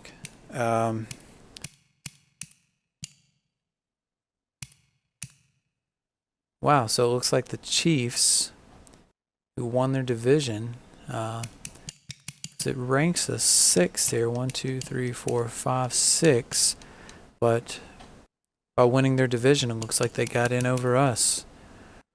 Man, that's really tough. Getting 10 wins, you think that pretty much guarantees you a playoff spot, but I guess it doesn't. All right, let's look at the Pro Bowl here. Looks like Brady didn't make it. We didn't have any running backs, no fullbacks, no receivers. We had 38-year-old Ben Watson made the Pro Bowl. Really does nothing for us. Shaq Mason, he made it there as the 2nd right guard.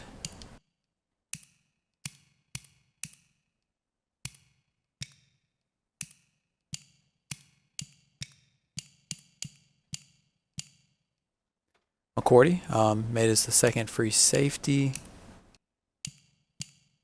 Gostkowski, he was the kicker. Dorsett, the kick returner. Okay, we had a couple Pro Bowlers. That's nice.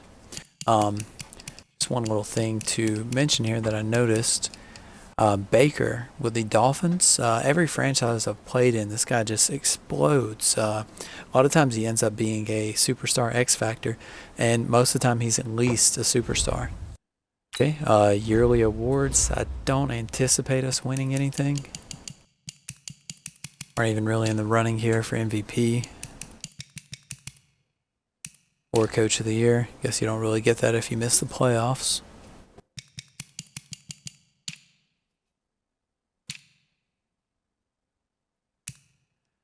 We're 2nd in Offensive Rookie of the Year. I think he could have won this if wouldn't have got injured late in the year. That's disappointing.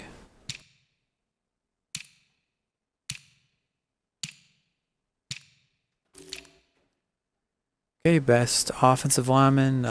We had 6th place with Shaq Mason. Hightower in 7th with the best linebacker. And even though he made the Pro Bowl, Gostkowski was still the 2nd best kicker. That's interesting. I really have no clue how they determine who the award winners are. And yeah, the Browns won the Super Bowl. These guys are they're monsters in this game. Okay, so let's see who's still around. Let's see if anyone got development trait upgrades. It's nice. Brady's still with us. Took a pretty big hit, -8 in his overall. But he's really close to leveling up again. It's interesting. He has 81,000 out of 76,000 XP. Not really sure what's going on there. But him being an 88, he will be cheaper than whenever he was a 96. Edelman, he's still with us. Thought there was a chance at the beginning of the season that he could go up to a superstar X Factor, but the season didn't really go as well as we thought it would. On defense, okay, I was talking about if Van Noy went up to a superstar, we'd go ahead and re-sign him. So, yeah, he wanted 3 for 20 during the season. If he still wants that, we'll go ahead and do it. He's a pretty balanced player, and that superstar is going to help, combat against his regression he's going to have over the next couple of years. And it looks like everyone else stayed the same. I guess Bennett went ahead and retired, so he's not even. Wow. Okay. Yeah, I thought we'd mind. Yeah, well, he was under contract for 2 years, so he's gone.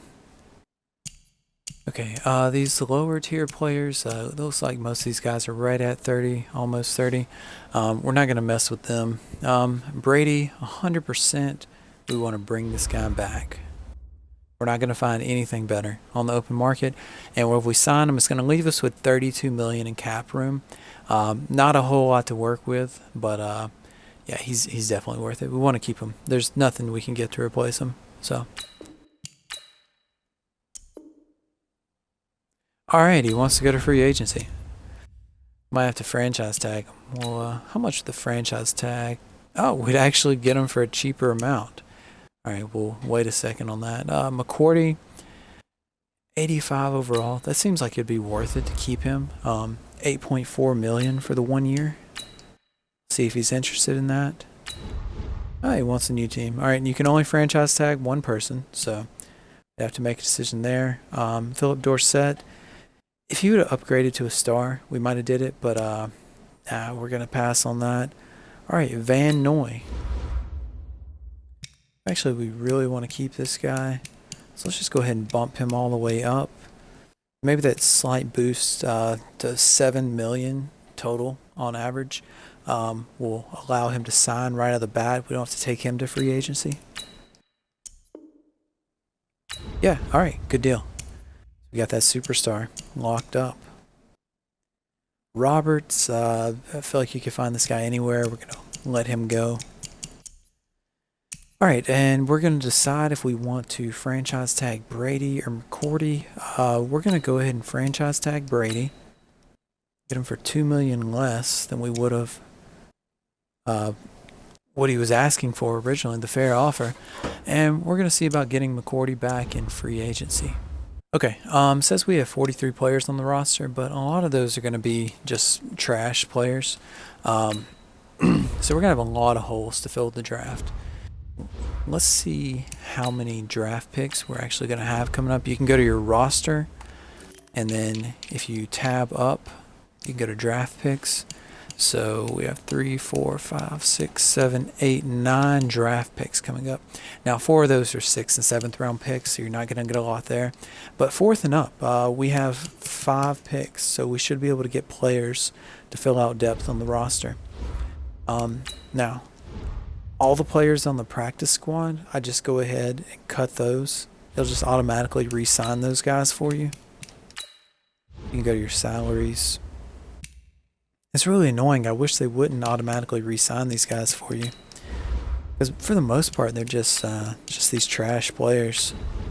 There's no way to sign them anyways. Okay, so we cut all the practice squad players. Whenever I made my video with the rules, I did include that as a rule, and I think I need to go back and add that. That's something that I always do. Is anybody that's on the practice squad, they automatically re-sign them, but I go ahead and cut those players. So going to free agency, we have 27.97 million to work with. Let's see what we have here. Top players. We could use a big time receiver. It doesn't fit our scheme. That is a whole lot of money, 18 million per year. We'll wait on that one. Kareem Hunt. I mean, with running back, it's going to be hard to find somebody to fit our scheme anyways. Maybe we'll go here. Hooper, 25. Only 2 away from fitting our scheme. It is difficult to change the scheme, top scheme archetype of tight ends, but It's just a good player. 87, even if he got no better. Right, speed rusher here. This guy would fit our scheme.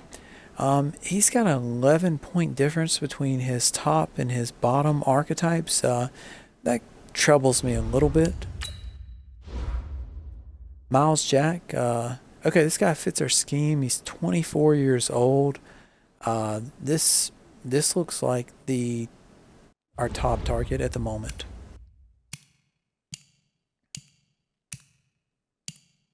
Okay, so if Brady would have left, it seems like we could have actually went for Breeze. That'd have been a nice replacement.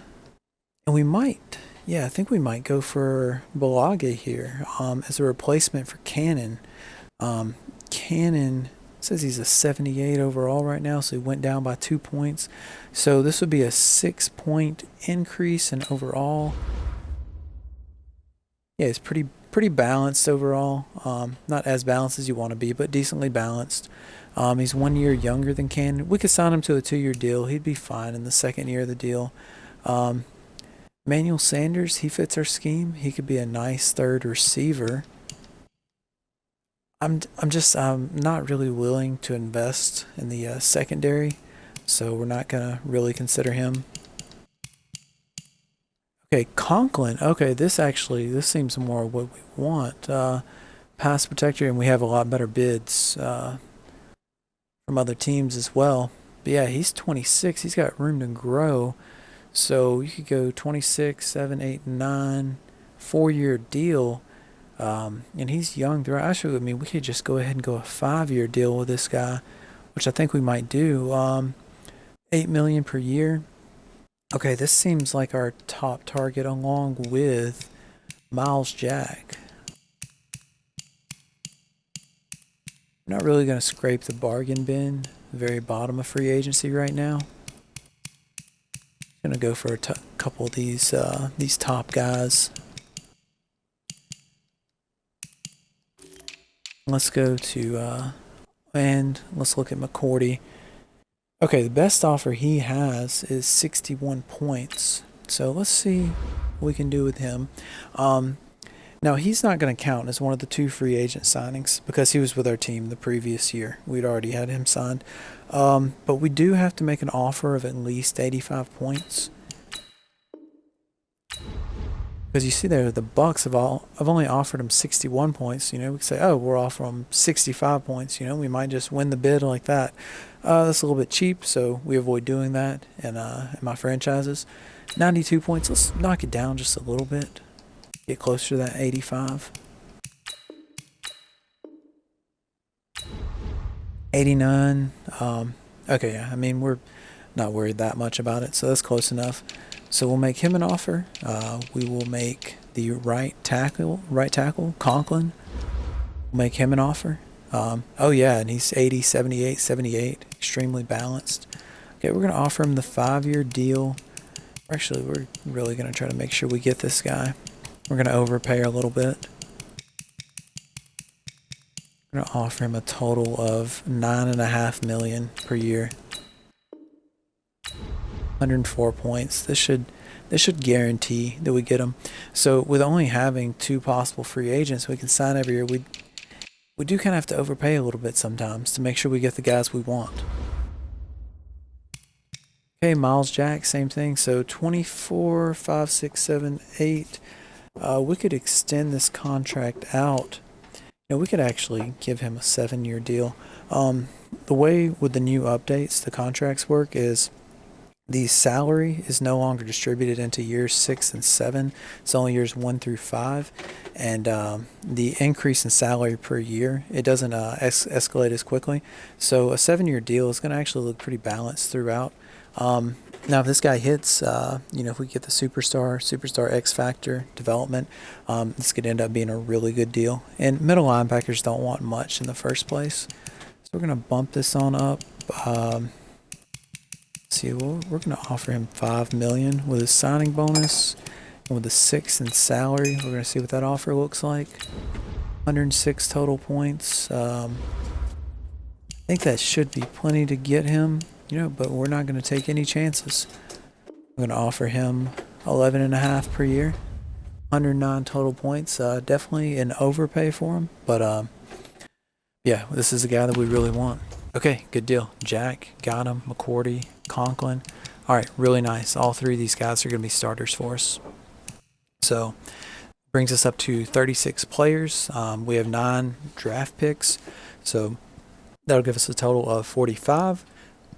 And then preseason week 2, we'll need to acquire 8 more players to fill out our roster to 53.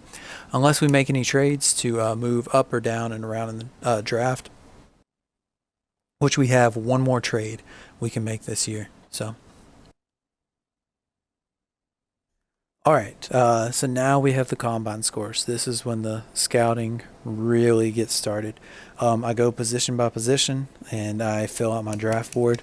Actually, I'm gonna skip ahead real quick. There's this one guy really want to look at. Yeah, I'm a little bit disappointed. I was hoping he would have that really big daddy combine score of like a 6.6. I don't know how I feel about moving up for him now, because it seems like a lot of that combine is coming from his jumping, and I don't know how much jumping affects a linebacker.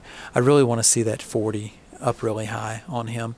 Now the 3 cone and the shuttle, those are really nice. I mean, still really good player. I don't know what I would want to give up to move up and get him. Now maybe if I can work out some kind of deal, moving a Cannon to someone who really needed an offensive lineman, and then throw in a couple of later picks. Couldn't be too late. I have to make the trade reasonable. You know, give him Cannon and like a 2nd and a 4th, something like that. Maybe we do that, but yeah, we're probably not going to get that guy. But hey, we re-signed Van Noy. We still have Hightower, so we're fine at outside linebacker for one more year. So let's go position by position. All right, the quarterback. I don't think the combine matters that much. You really don't even have to look at it. So we'll add him to the board. This guy will not be added to the board. He's added to the board. Okay, we have a field general. Early 4th rounder. Okay, A+, A-, B+, first round talent. Somehow this guy fell in the draft. We will 100% be drafting this guy. Projected early 4th, so I'm going to go ahead and pencil him in with that round 2 pick 20. That's definitely who I'm picking right there. This can be Tom Brady's successor. Doesn't look like there's anything else there with the quarterbacks. We'll move on to the running backs. I really don't draft many of these guys. They're just so hard to evaluate. If I find a guy with a combine above 7, that's pretty much the only way I'll draft him. Actually, I found a guy one time, he had a combine score of 8, and then he was a 73 overall. It's just like, what is going on here? With fullbacks, you want at least a 6 in the combine. This guy looks solid. We'll put him on the board. If he falls, maybe we'll take him. If there's nothing left to pick, maybe we'll take him later in the draft. Okay, receivers, we really want about a 6.5 on the combine.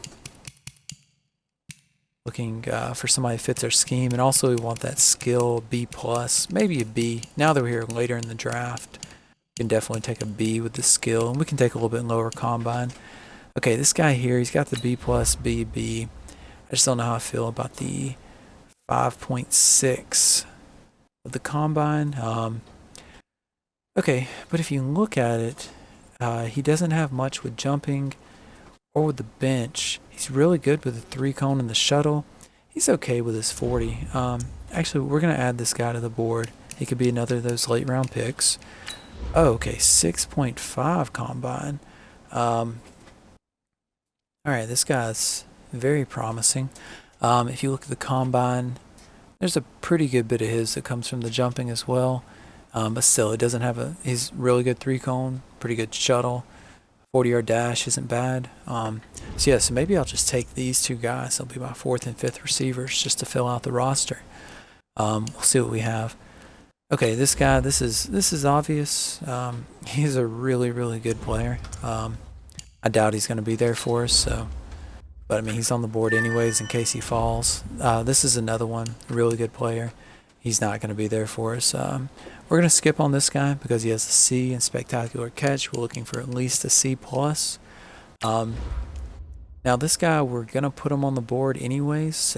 He is 21 years old, and he has the number 1 40-yard dash. Even though he has that C in his short route, he has B minuses in his other 2 top skills.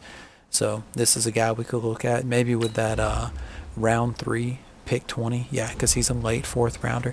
You always want to pick guys a little bit sooner than they're projected. If they're a real talent, the computer will go ahead and reach up and draft them. Okay, this guy's 23. We're not going to bother with him. Okay, moving on to offensive line.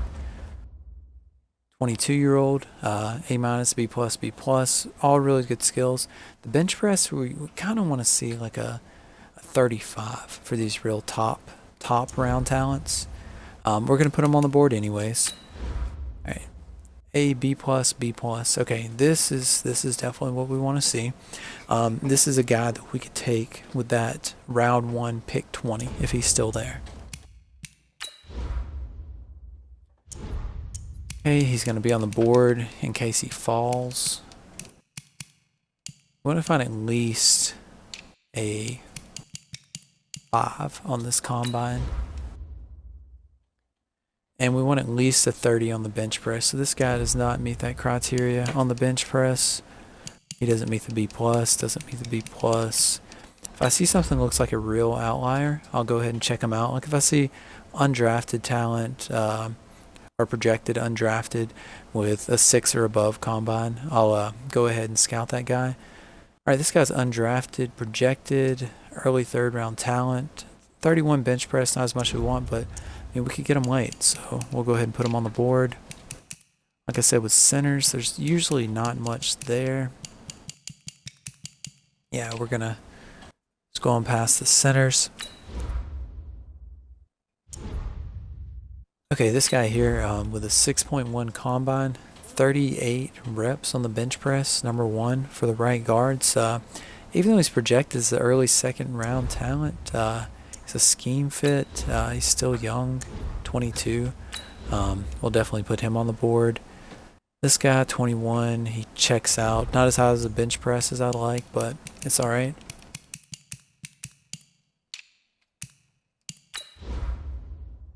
Okay, right tackle, 21-year-old. This guy checks out, 34 bench. It's not that 35 that I want, but it's okay.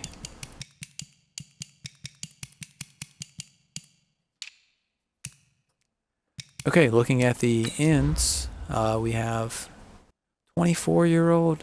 I mean, I'm probably not going to pick this guy. I'm not even going to bother putting him on my board. Looking for at least a 6 combine here. Okay, yeah, 24 with this guy. We'll put him on the board, but I seriously doubt we draft him unless he really falls. Okay, we got a 6.3 combine here. Not as high of a bench press as we'd like, and I really don't know what the jumping does for a defensive lineman, but it might be a guy we just take a flyer on later on. Okay, and this guy's 5.5, not what we want in the combine. Okay, that's C skill. We'll go ahead and rule him out. Defensive tackles, we really want a 6 on the combine and a 30 bench press. This guy doesn't meet either of those. He's pretty close though. We'll keep him on the board in case he falls. Any guys that are later on that have a really high combine, even if they don't fit our scheme, we're going to go ahead and check them out anyways, just in case. This guy doesn't meet the criteria, but he's undrafted talent, or undrafted projected. We're going to put him on the board. Okay, this right here could be something really good. 6.6 combine, 21 years old. Okay, this is definitely somebody we want to check out. This guy, he's 24. We'll put him on the board, but probably not drafting him. Okay, I was going to scout these guys with the 6.6s. We'll go ahead and scout them just so we know what they have, just in case, but probably not taking those guys. Alright, so we have this speed rusher up here with the outside linebacker. Okay, this combine, okay, this looks really good. 6.6, and specifically what I've noticed is if you have a combine report where they rank in the top 3 in a lot of skills, it seems to be an indicator of their development trait. I haven't collected enough data to know for sure if this is true, but I think it is. So we're going to put him on the board. This is somebody early 3rd rounder. I don't know if we'd be able to pick him because we're definitely taking that quarterback with the round 2, pick 20. I don't know if we want to take this guy as high as round 1. So maybe we'd just use our one trade down with that round 1 pick, get another 2nd round pick, and then an additional maybe like 4th or something like that to get some more players just to fill out the roster. Okay, we'll take a look at this guy. You know what? He's 24. We're not going to take a look at him.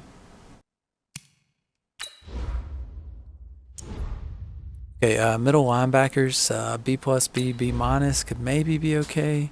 I don't know, but 2nd rounder, yeah, 4th round talent. We're going to stay away from that one. And looking down here late in the draft, doesn't look like there's much we really want. Okay, we have this guy we identified early. He definitely looks like somebody we would draft, especially if he falls all the way there to the round 1, pick 20. This is another guy with a good combine.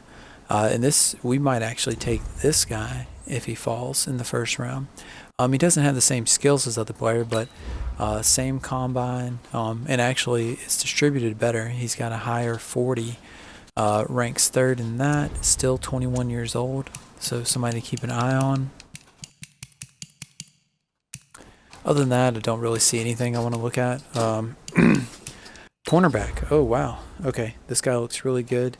I don't like the distribution of the combine again. With the bench press doesn't help out cornerbacks that much. But still, this guy's really high talent. We'll keep an eye on him. With cornerbacks, I'm looking for a 6 with the combine. And I want somebody who fits my scheme. Now, if I see a slot guy, I might take a flyer on him later on. Alright, not high enough skills. That C- rules that guy out. And E, okay. Okay, safeties. This guy's, he's obviously really good talent. But we're probably not going to pick any safeties early on. We're just, I just don't think they're worth it. I think they're too easy to find elsewhere. Let's go ahead and put these guys on our board. Looking for a 6 combine with at least a B for the 1st score. This guy, nah.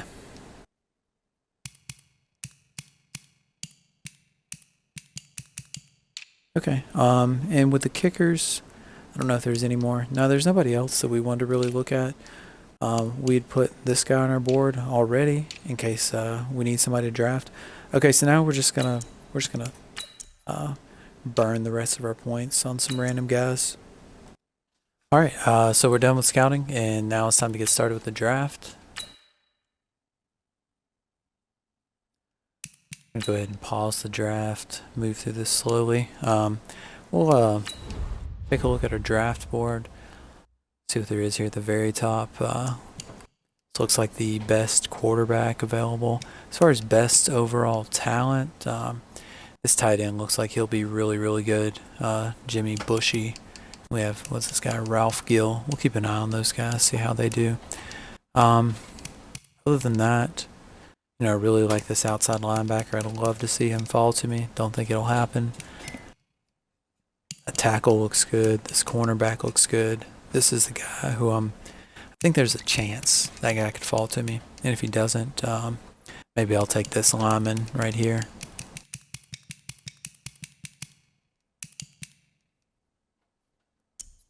Okay, I'm just gonna manually go pick by pick for the first couple of these. See what we get. The 49ers Is that a are curiosity? now on the clock.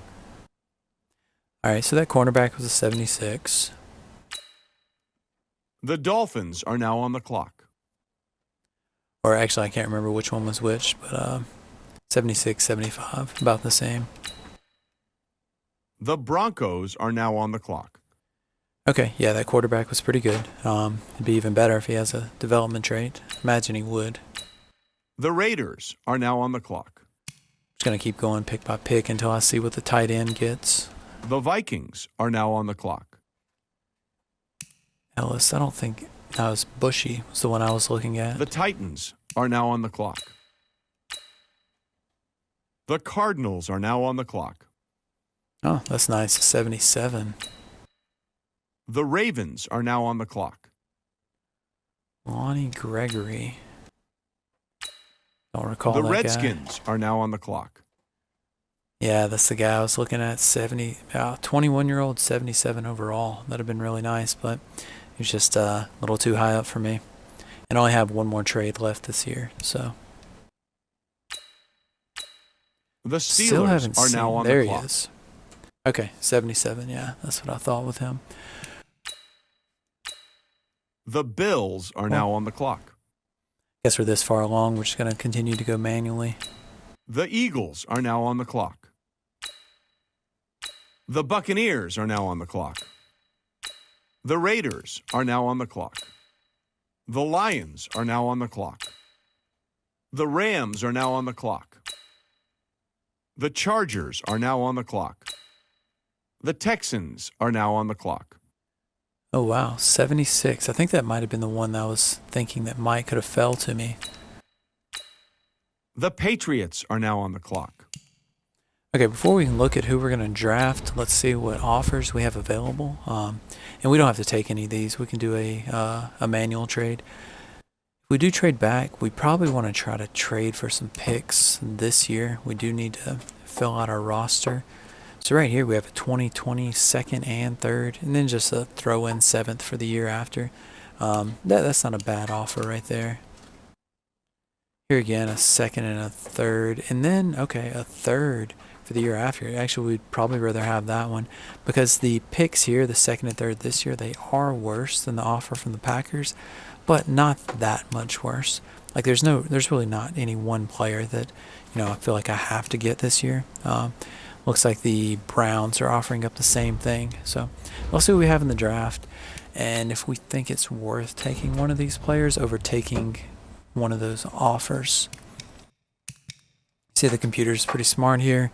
They've left all the players that have the projected, that have the talent level that is lower than their projected round.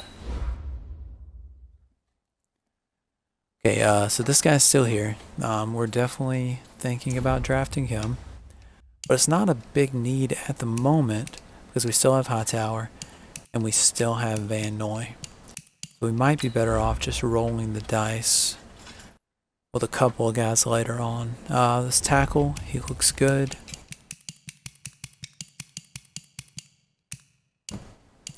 We're not going to take a safety this high. This guy just he doesn't exactly fit the criteria. We'd take him if he fell. Okay, yeah, we're going to trade back. We're going to trade back and we're going to hope that we get this guy in the second round and then that quarterback in the second round.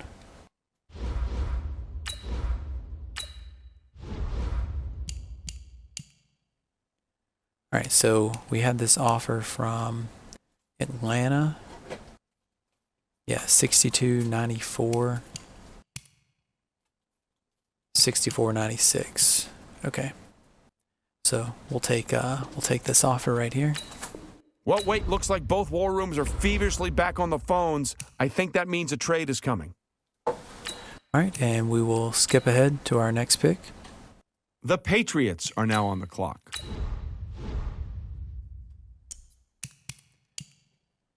All right, so we have 10 picks in between this pick and our next pick. So let's see if we can work this out where we can get this guy and the quarterback. He's 17 picks away, and the quarterback is... Oh, this guy looks is this the? Oh no, this is the 24-year-old.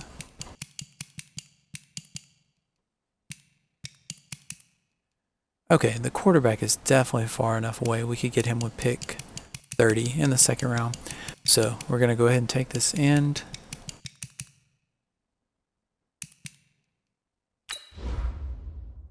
Or, sorry, not an end. We're going to go ahead and take this outside linebacker with our round 2 pick number 20. The Cowboys are now on the clock. Okay, not a terrible pick. His archetype splits aren't what I'd want to see, and that normal dev trait is pretty disappointing. So you know, it's okay. He can definitely be a backup for now, but maybe he'll develop later. He's still younger. All right, so here we are with pick 30 in round 2. We're looking to see if that quarterback is still available.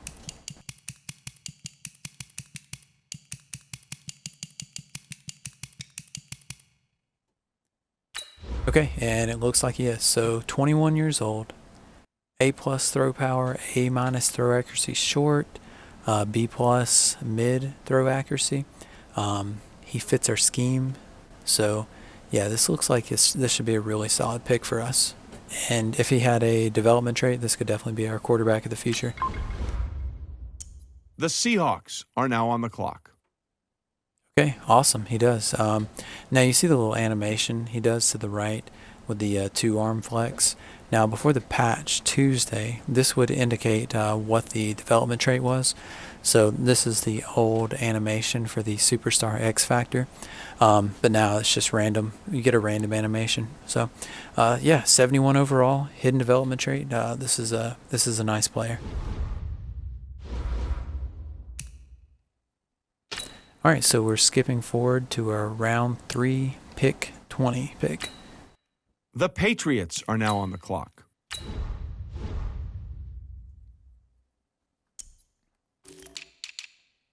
Okay, so here with our round 3 pick 20 pick, I'm looking at my draft board, and it looks like a lot of these players are projected later. I'm not really willing to spend 3rd round picks to take these guys, and I still have 1 trade available to me. So what I'm going to try to do is I'm going to try to take these 2 3rd round picks, maybe even the 4th round pick if I have to, because there's no guys here that I really have to get. I'm going to see if I can package them together in a manual trade and get maybe even a late 1st round pick for next year, not a high 2nd. I see both teams Okay, there we filling go. out cards. You know what that means? We've got a trade. So we got this round 2 next year, and we really don't know where they're going to finish, so maybe they could finish really high, and this could be a really good pick. So that is our 3rd trade for the year. So we did a 3, and a 4 for a future 2nd. All right, so now we're going to skip ahead, and we're going to just draft out the rest of these picks, because we have no trades remaining, so we have to pick players. The Patriots are now on the clock. And the difference in price between a 4th round player and a 3rd round player is moderate, but 4th to 7th, they're all about the same. So it's not a big deal taking somebody projected 6th round, missing out on them, and paying the price of a 4th rounder. I think actually this receiver he looks the safest out of the bunch. I'm going to go with him first. The Broncos are now on the clock. 67, not bad. He was projected to go undrafted. I don't know how much he's going to develop, but hey, he can fill out the end of the bench. The Patriots are now on the clock. All right, here we are in round 6. So we really should be scraping the bottom of the barrel at this point. Still have the other receiver on the board. Probably lean towards drafting an offensive lineman. It looks like there's multiple of these tackles available. There's only 1 guard, so we'll probably take the guard, take a defensive tackle, and then maybe take the fullback, then the kicker. I don't know if we take the other receiver. I was a little bit skeptical about him, especially because of his combine. So let's see what we got here. The Buccaneers okay, are another now 67. Not bad. The Patriots are now on the clock.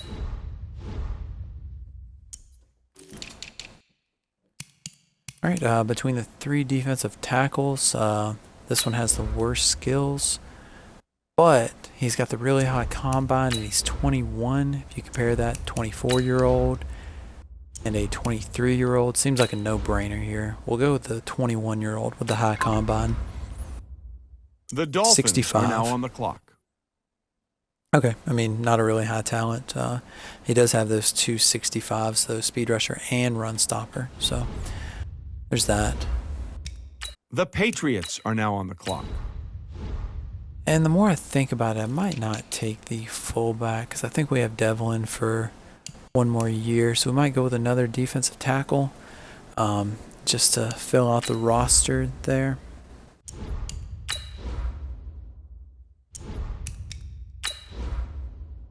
I don't know. I really don't like either of the defensive tackles. You know what? Maybe we'll just go with this receiver. We'll fill out the roster with this guy. The Eagles Okay, are now 65. on the clock. Nothing to get excited about, but not the worst pick. And we'll go to our very last Patriots pick, and are we'll now on take the that clock. kicker. There's a chance this guy could be all right and replace Gostkowski for a fraction of the price. The Cowboys are now on the clock. 70. Considering his price and Gostkowski regressed, I think he went down to a 77. We'll probably just roll with this guy and save the money, going ahead and cutting Gostkowski. Okay, so that's all for the draft. It wasn't the best draft. We got the 70 normal, 22-year-old. This was definitely our best pick. We need somebody to replace Tom Brady here sooner than later. 71 overall, hidden development trait. That could be really good. Worst case, it's a star. And then we just kind of filled out the roster with some okay players, 67, 67, 265s there, and a 70 there at the kicker. So an okay draft.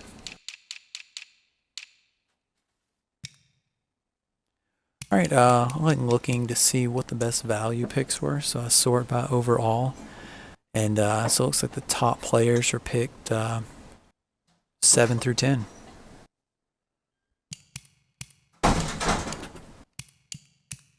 I'm looking to see if there's anybody second or third round talent. Running back, that's not surprising, seeing a running back. 72 overall and drafted in the third round. Defensive tackle, that's not too surprising either. All right, I had one of the better value picks there. It's another defensive end here. I think I'd spotted this guy, the 24-year-old. The only way he'd be really worth it is if he had a development trait, which he doesn't. My kicker is one of the better value picks, but depends on how much you think a kicker's worth.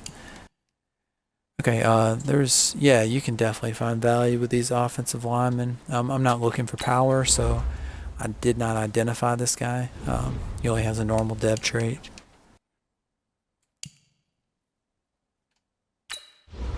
It's another tackle. Picked later. Good value here for this middle linebacker, and he does have a hidden development trait, so this would have been a good guy to pick.